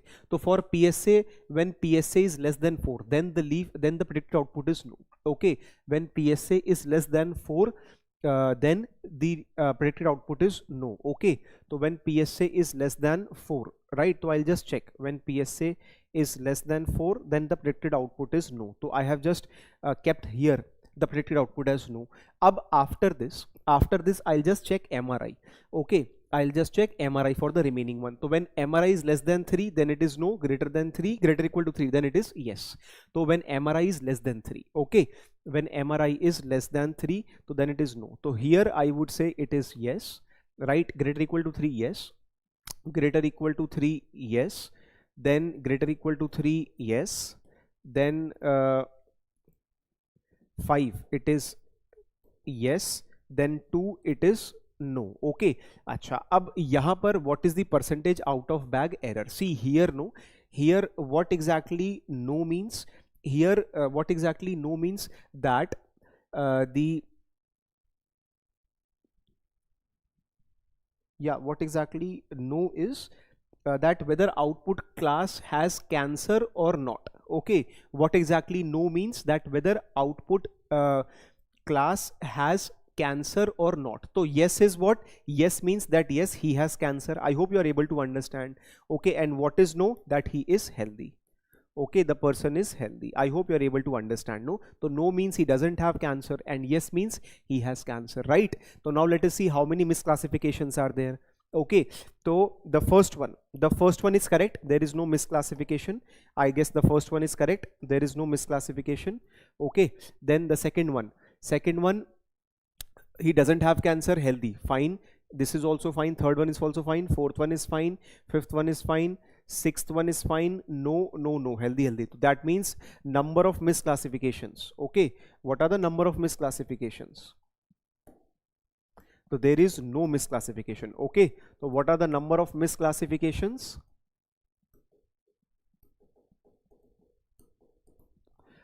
Number of misclassifications are 0. Okay, the number of misclassifications are 0. So what is percentage out of bag error? Percentage out of bag error is 0%, no, because there are no misclassifications. Okay, percentage out of bag error is 0% because there we have no misclassification. Okay, so a very good question, and I think it would check the basics of your decision tree, right? A very good question, and it would check the basics of your decision tree. Okay, chaliye. One last question from my side on random forest. Okay, yeah, the basics of random forest would be checked. One last question from my side on random forest. Other questions I'll be giving you on the as a homework. Okay, yeah, one last question from my side on random forest. Everyone, please try this.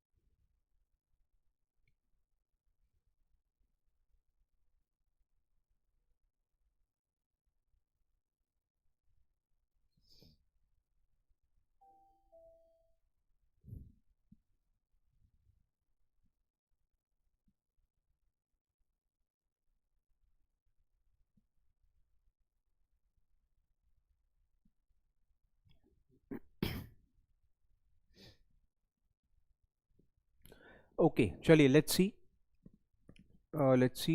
how to do this.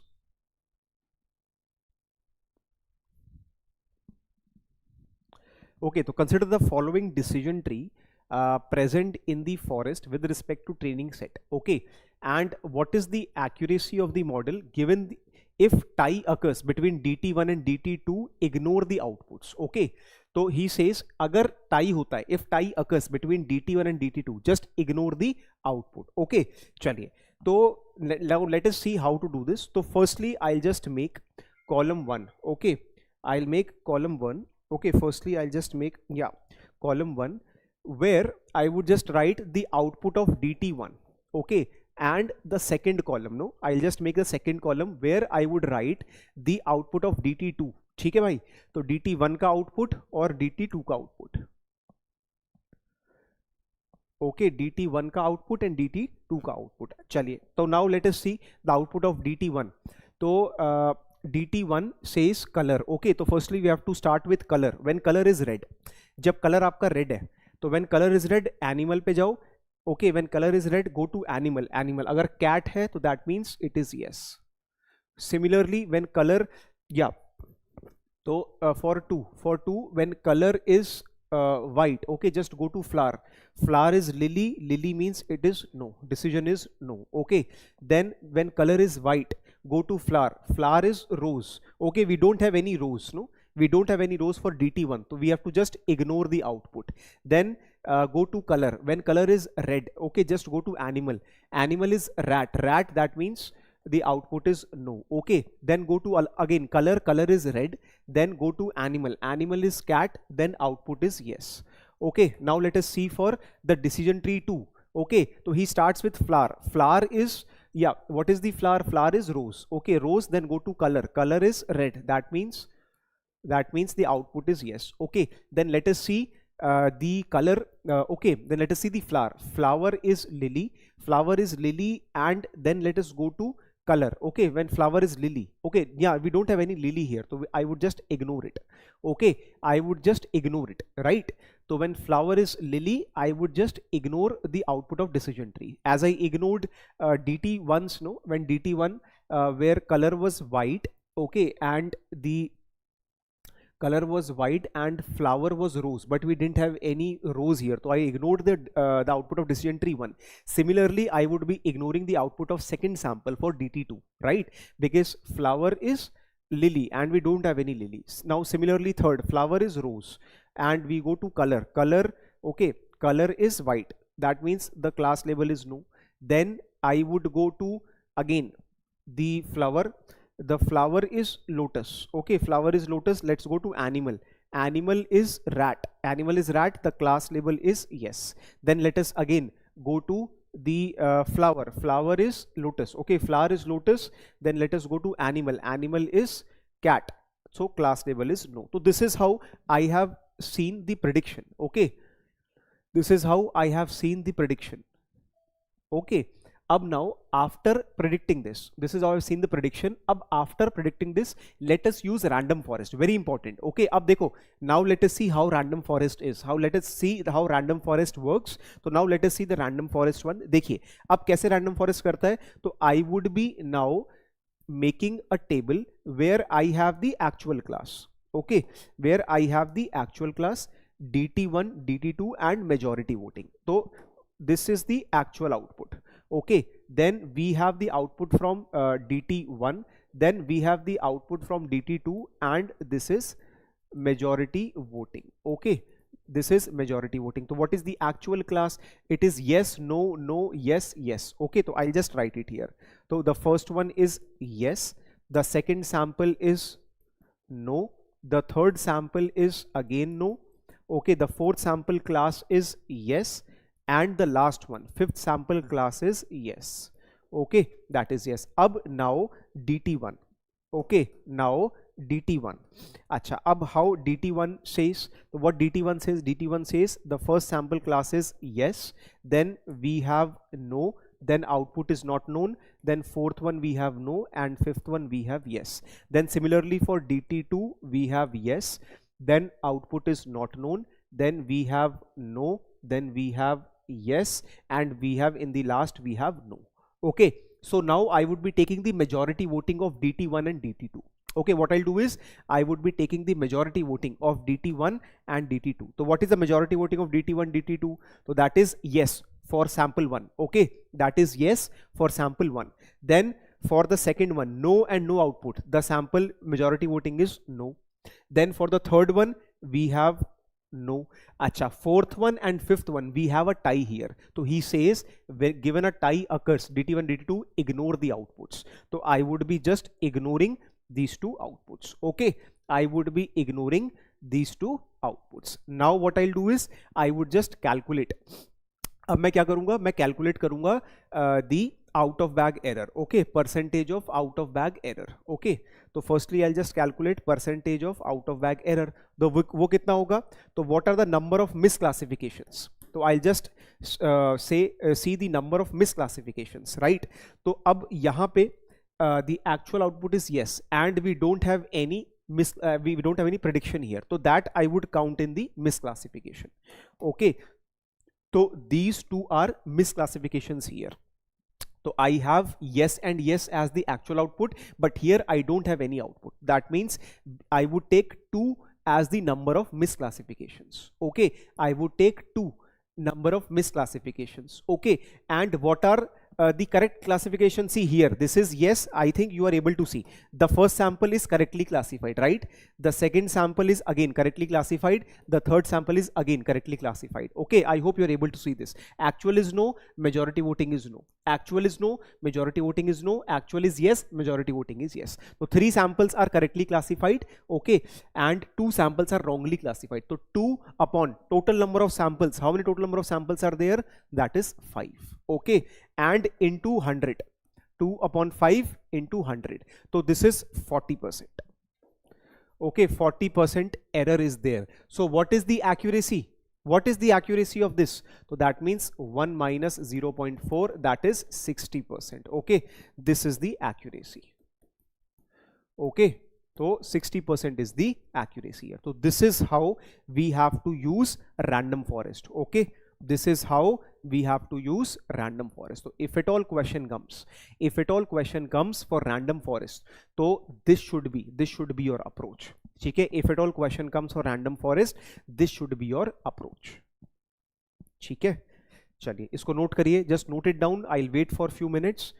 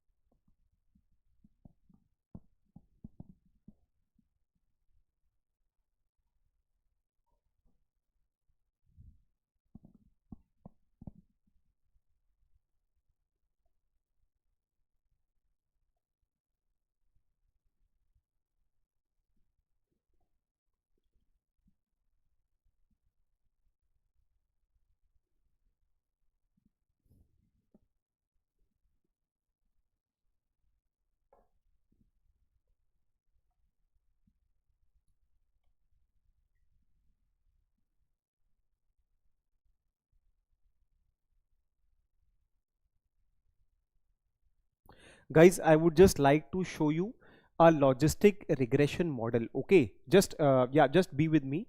I would like to show you the logistic regression model.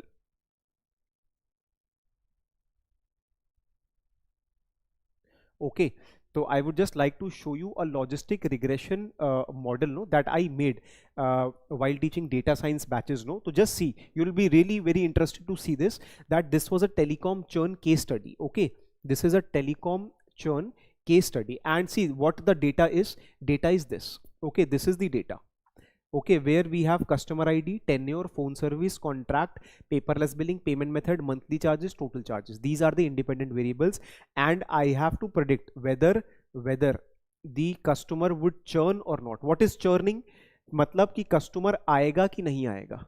Okay, what is churning? Churning is कि customer आएगा कि नहीं आएगा. ओके मतलब दोबारा जैसे for example Jio service is there right. अगर जियो की कोई सर्विस है तो अब the Jio wants to know that whether customer would go out of Jio service कि वो जियो दोबारा से लेगा.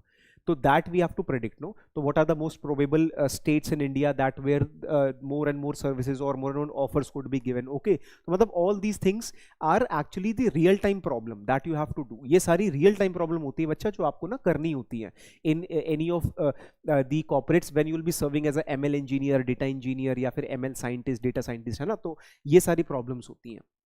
So अब guys, अब you just see here that I'll just not go to the data science part. Okay, I'll not explain the data science part. I'll directly switch where I'll directly switch to firstly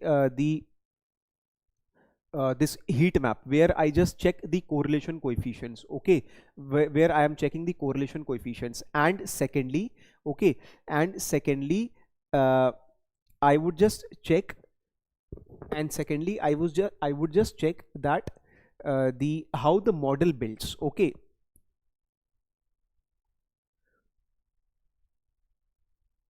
secondly I would just check how the model is getting built in. See, so this is a logistic regression model, whether a person would churn or not. So here what you have to see is I am using a stats model API, stats model library, no? Okay, and I am using this logistic regression model. I have imported this here.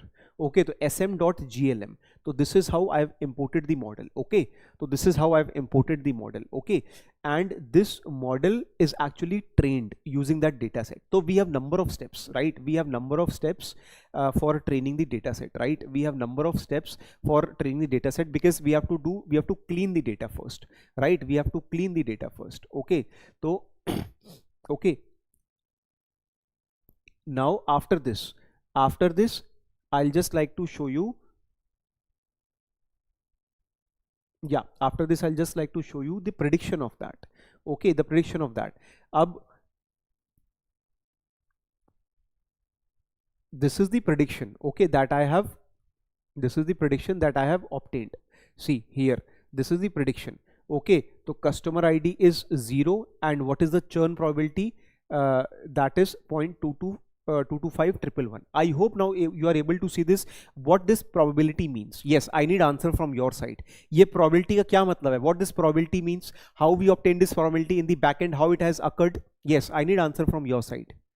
How that probability has occurred? Yes, please tell me. Yes, Newsbuster, I'll be taking your doubt. Firstly, you tell me how this probability. What is this probability?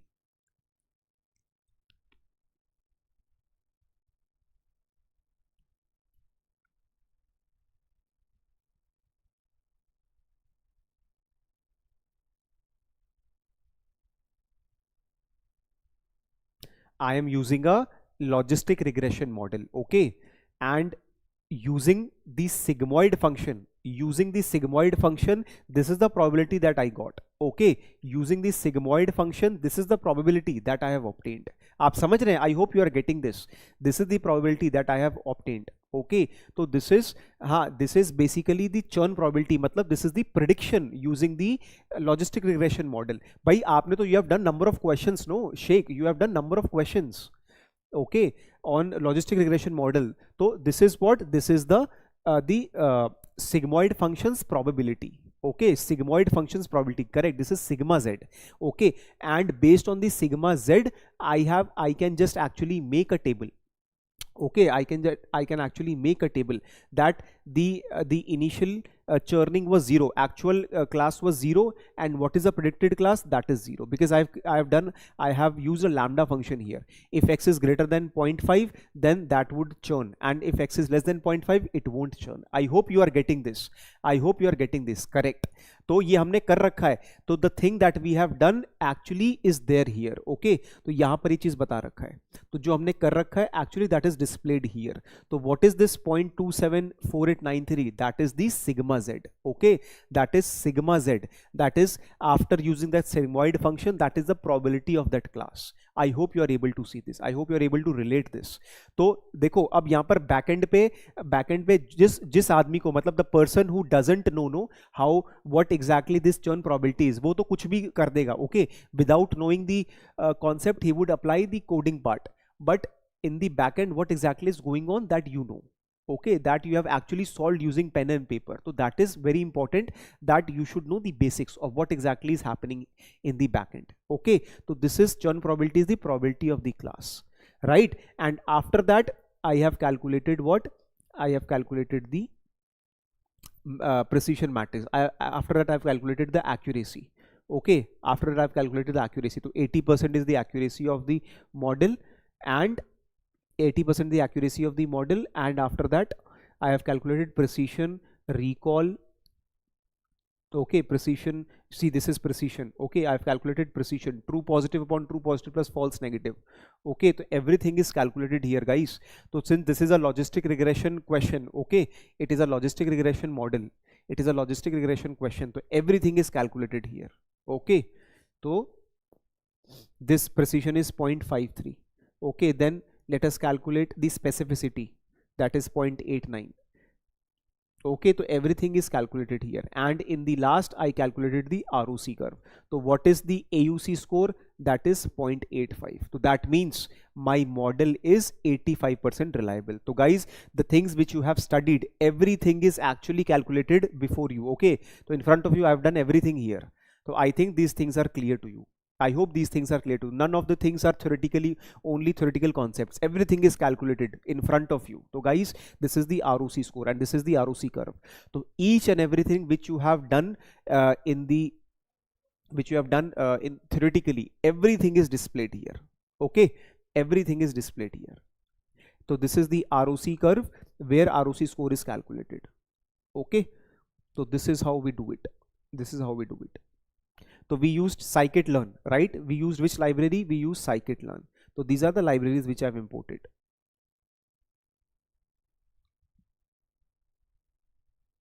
Okay, these are the libraries which I have imported. Okay, in the, I think below I have imported certain libraries, ठीक है. तो basically आपको ऐसे करना होता है, right? I hope these things are clear to you. So I just wanted to show the things which you are actually doing it, no? The things you are actually doing it, they are actually calculated using libraries, okay? They are actually calculated using libraries, okay guys?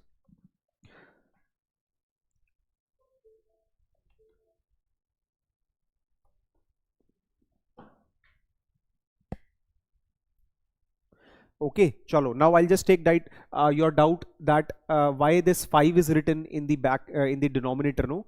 Why this 5 is written? See, 5 is what? Total number of samples in the training data set, no? 5 is what? Total number of samples in the training data set. And what is this 2? This 2 is the mispredictions, okay, misclassification. So that is why I have written 2 in the denominator, numerator, and 5 in the denominator, okay.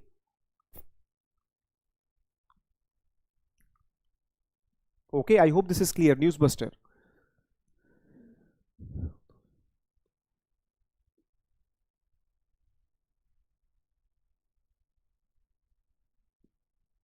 Actually, see, it won't affect the output. See, actually, it won't affect the output. That is true, but it is a misclassification. Okay, it is not affecting the output, but while calculating OOB error, no, that is a misclassification. That would be counted as a misclassification.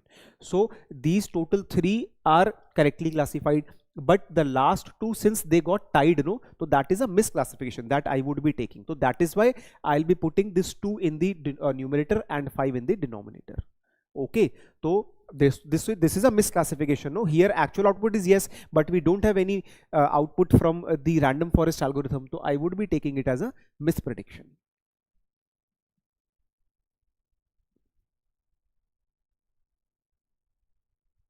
Correct, you have to count it, right? Chaliye, ab now I'm giving you certain questions as homework. This you have to do this question you have to do as homework. Okay, this should be done as homework, right? So yeah, this should be done as homework. Okay, chaliye. So now this is all from my side on a random forest. Okay, and so this is all from my side on a random forest.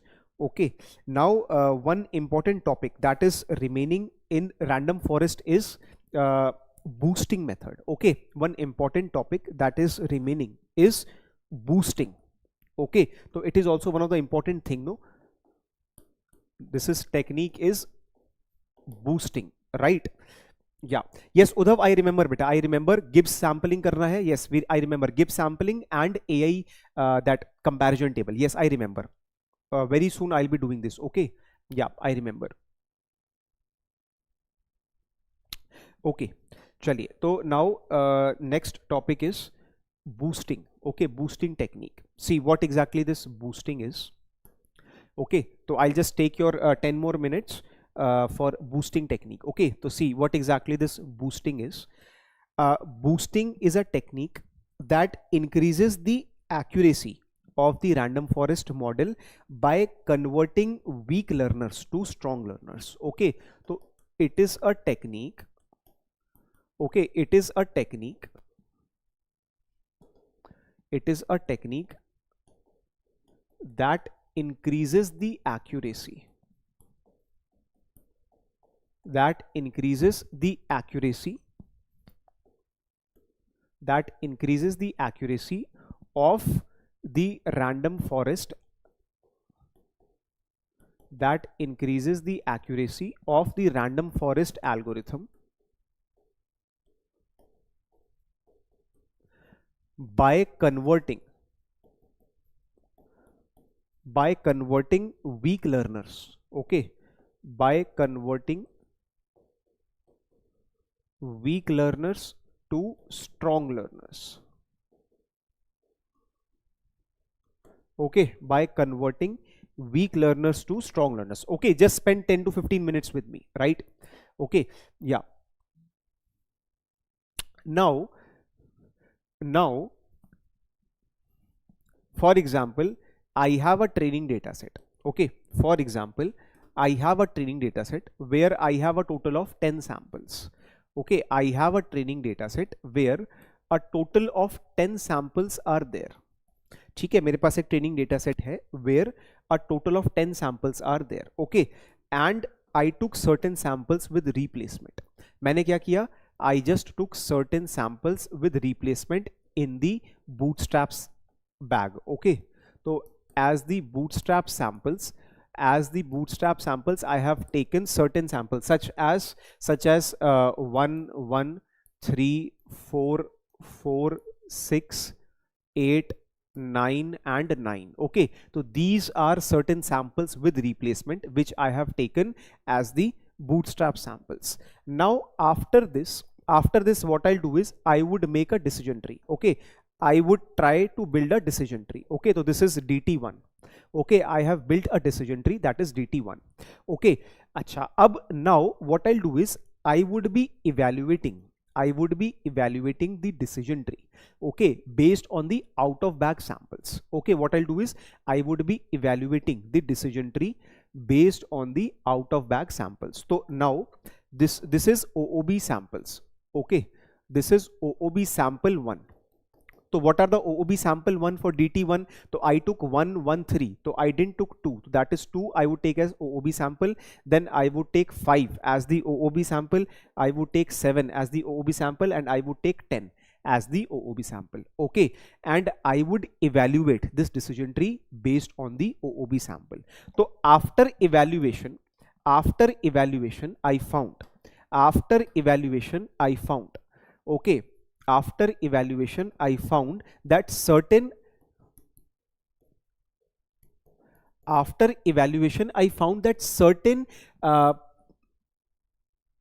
samples were mispredicted. अब मुझे क्या दिखा?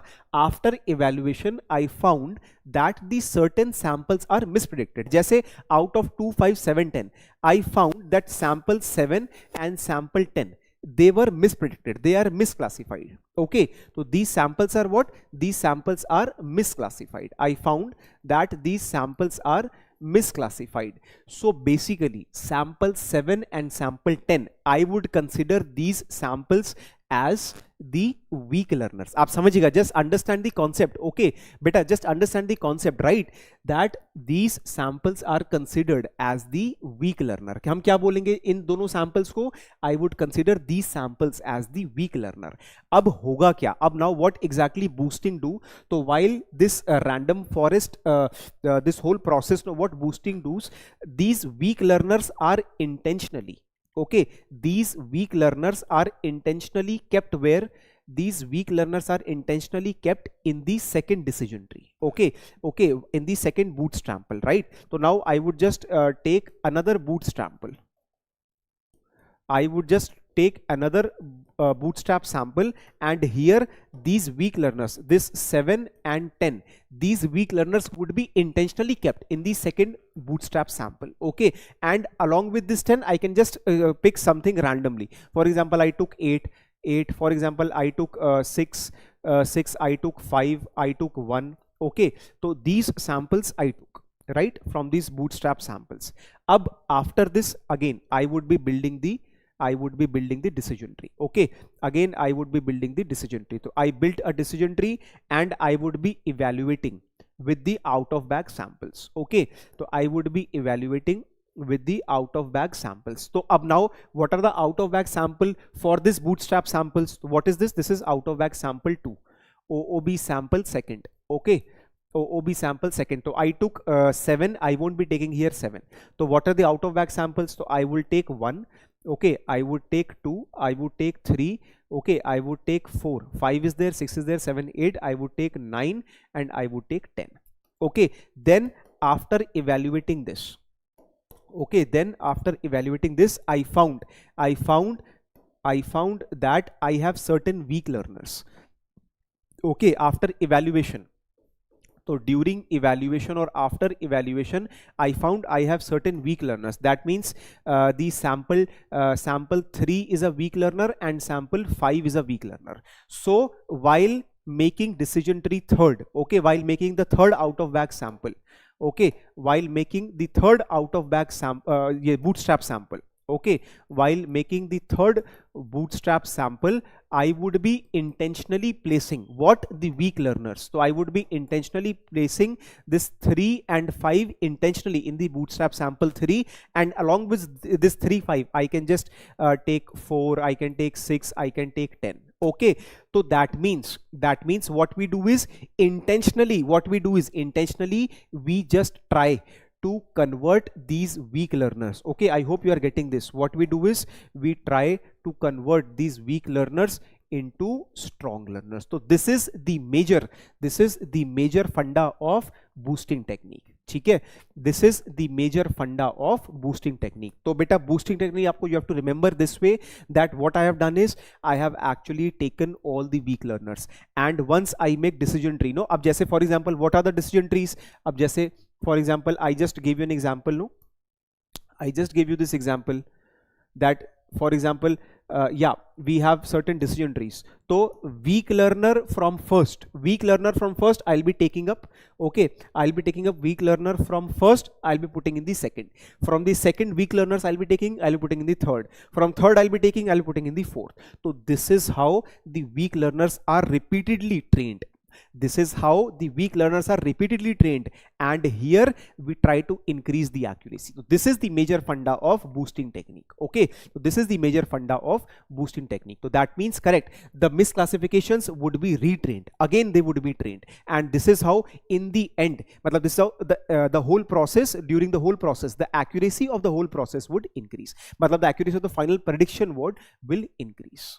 Okay, yes, correct. तो this is how boosting technique works. बोलो clear हुआ कि नहीं हुआ? I hope this is clear now. बताइए.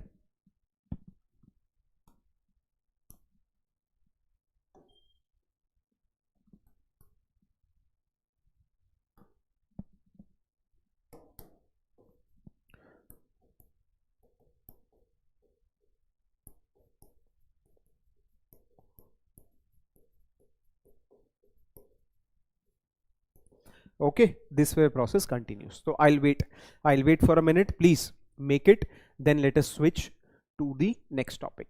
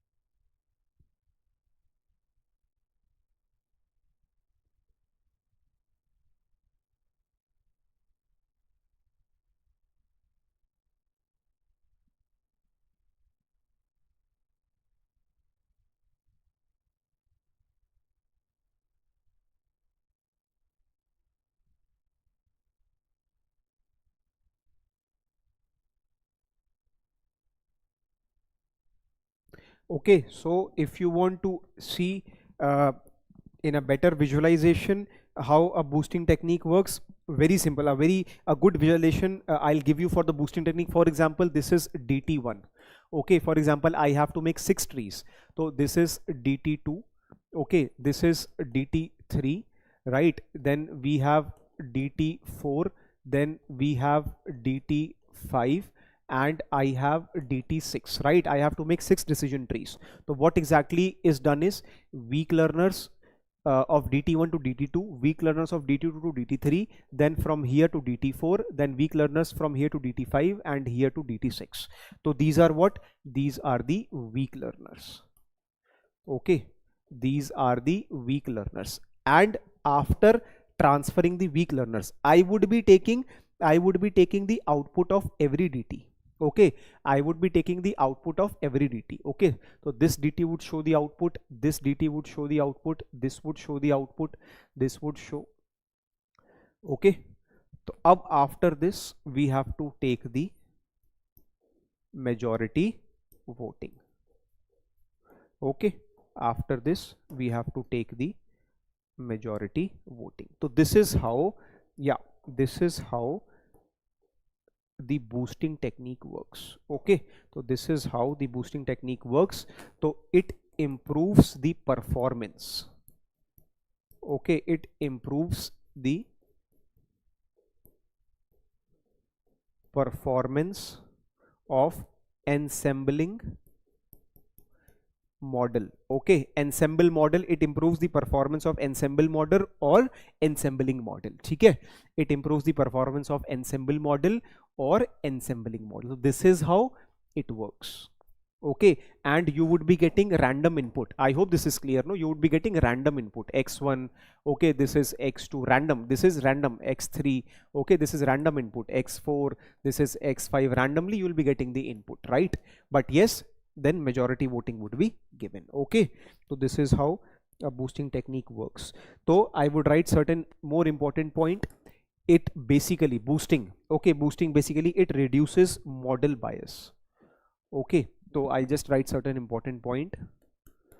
It reduces model bias. ये मॉडल की bias को कम करता है. Very important points for placements and for interviews and easy and as well as for MCQ MSQ. Okay, अच्छा, तो it works when data is complex. It works when data is complex and non-linear. Complex and non-linear. ठीक है, it works when data is complex and non-linear. अच्छा, it also works for imbalanced. It also works for imbalanced data set. Okay, also works well for imbalanced data set. ठीक है, अच्छा, boosting technique में certain important boosting techniques are XG boost, cat boost and ADA boost. So I just expect you to read on your own for interview and for placement. Okay, XG boost very important, ADA boost very important, and cat boost. These are certain important boosting technique. So I won't be going that deep here. Please read it now on your own. ठीक है. And here also automatic feature selection is one of the techniques which is there in this. Okay, automatic feature selection is also there.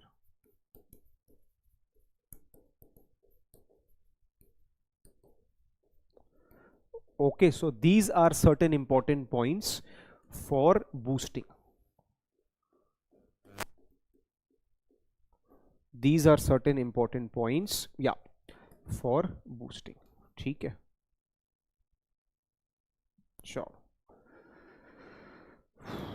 चल बच्चा, अब तू लिख ले इसको. I'll wait. एक बार तू लिख ले, then let us start with the other topic. See Newsbuster, see if time allows ना बच्चा, तो I'll take ML practical classes, है ना. तो I know it will be helpful for you, but if time allows then only I'll take it. Okay, or better if you want you can join some good courses, not from GFG I'll say, from free courses also you can surf from Coursera. Okay, from Coursera you can do. So if time allows then only I'll be able to take. Okay. But yes, we have data science courses here, no? So I teach there these sort of things. So from there I got these concepts clear. So if you want, then yeah, you can come to GFG, or else you can just also serve some free courses. So I would say.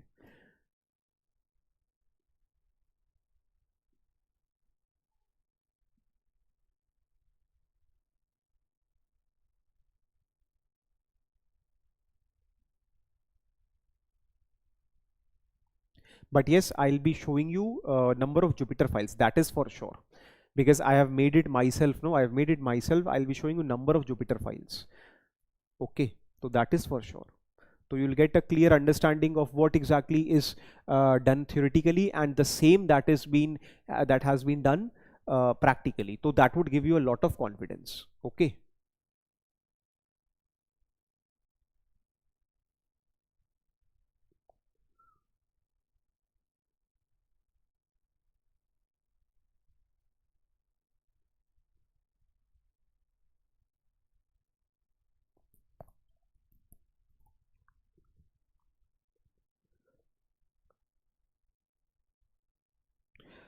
Okay, चलिए, it is already 1:10 no. I have one more class at 2 p.m. So what I'll do is I'll stop here, and let us start SVM tomorrow. Okay, so in one go I'll complete SVM. So for tomorrow's that thing, no, I'll just change the thumbnail for tomorrow. Okay, so I have to do lunch, no, so I'll just do lunch, and tomorrow in one go I'll complete SVM. Okay, same time. Right, I'll start from 10 a.m. and same time I'll be completing SVM tomorrow. Okay, so this would be all from my side for today till boosting, and tomorrow so we'll be completing the support vector machine. ठीक है, चलो ठीक है बेटा, done. Thank you so much, and please share this, and thank you so much for your cooperation. Okay, thank you.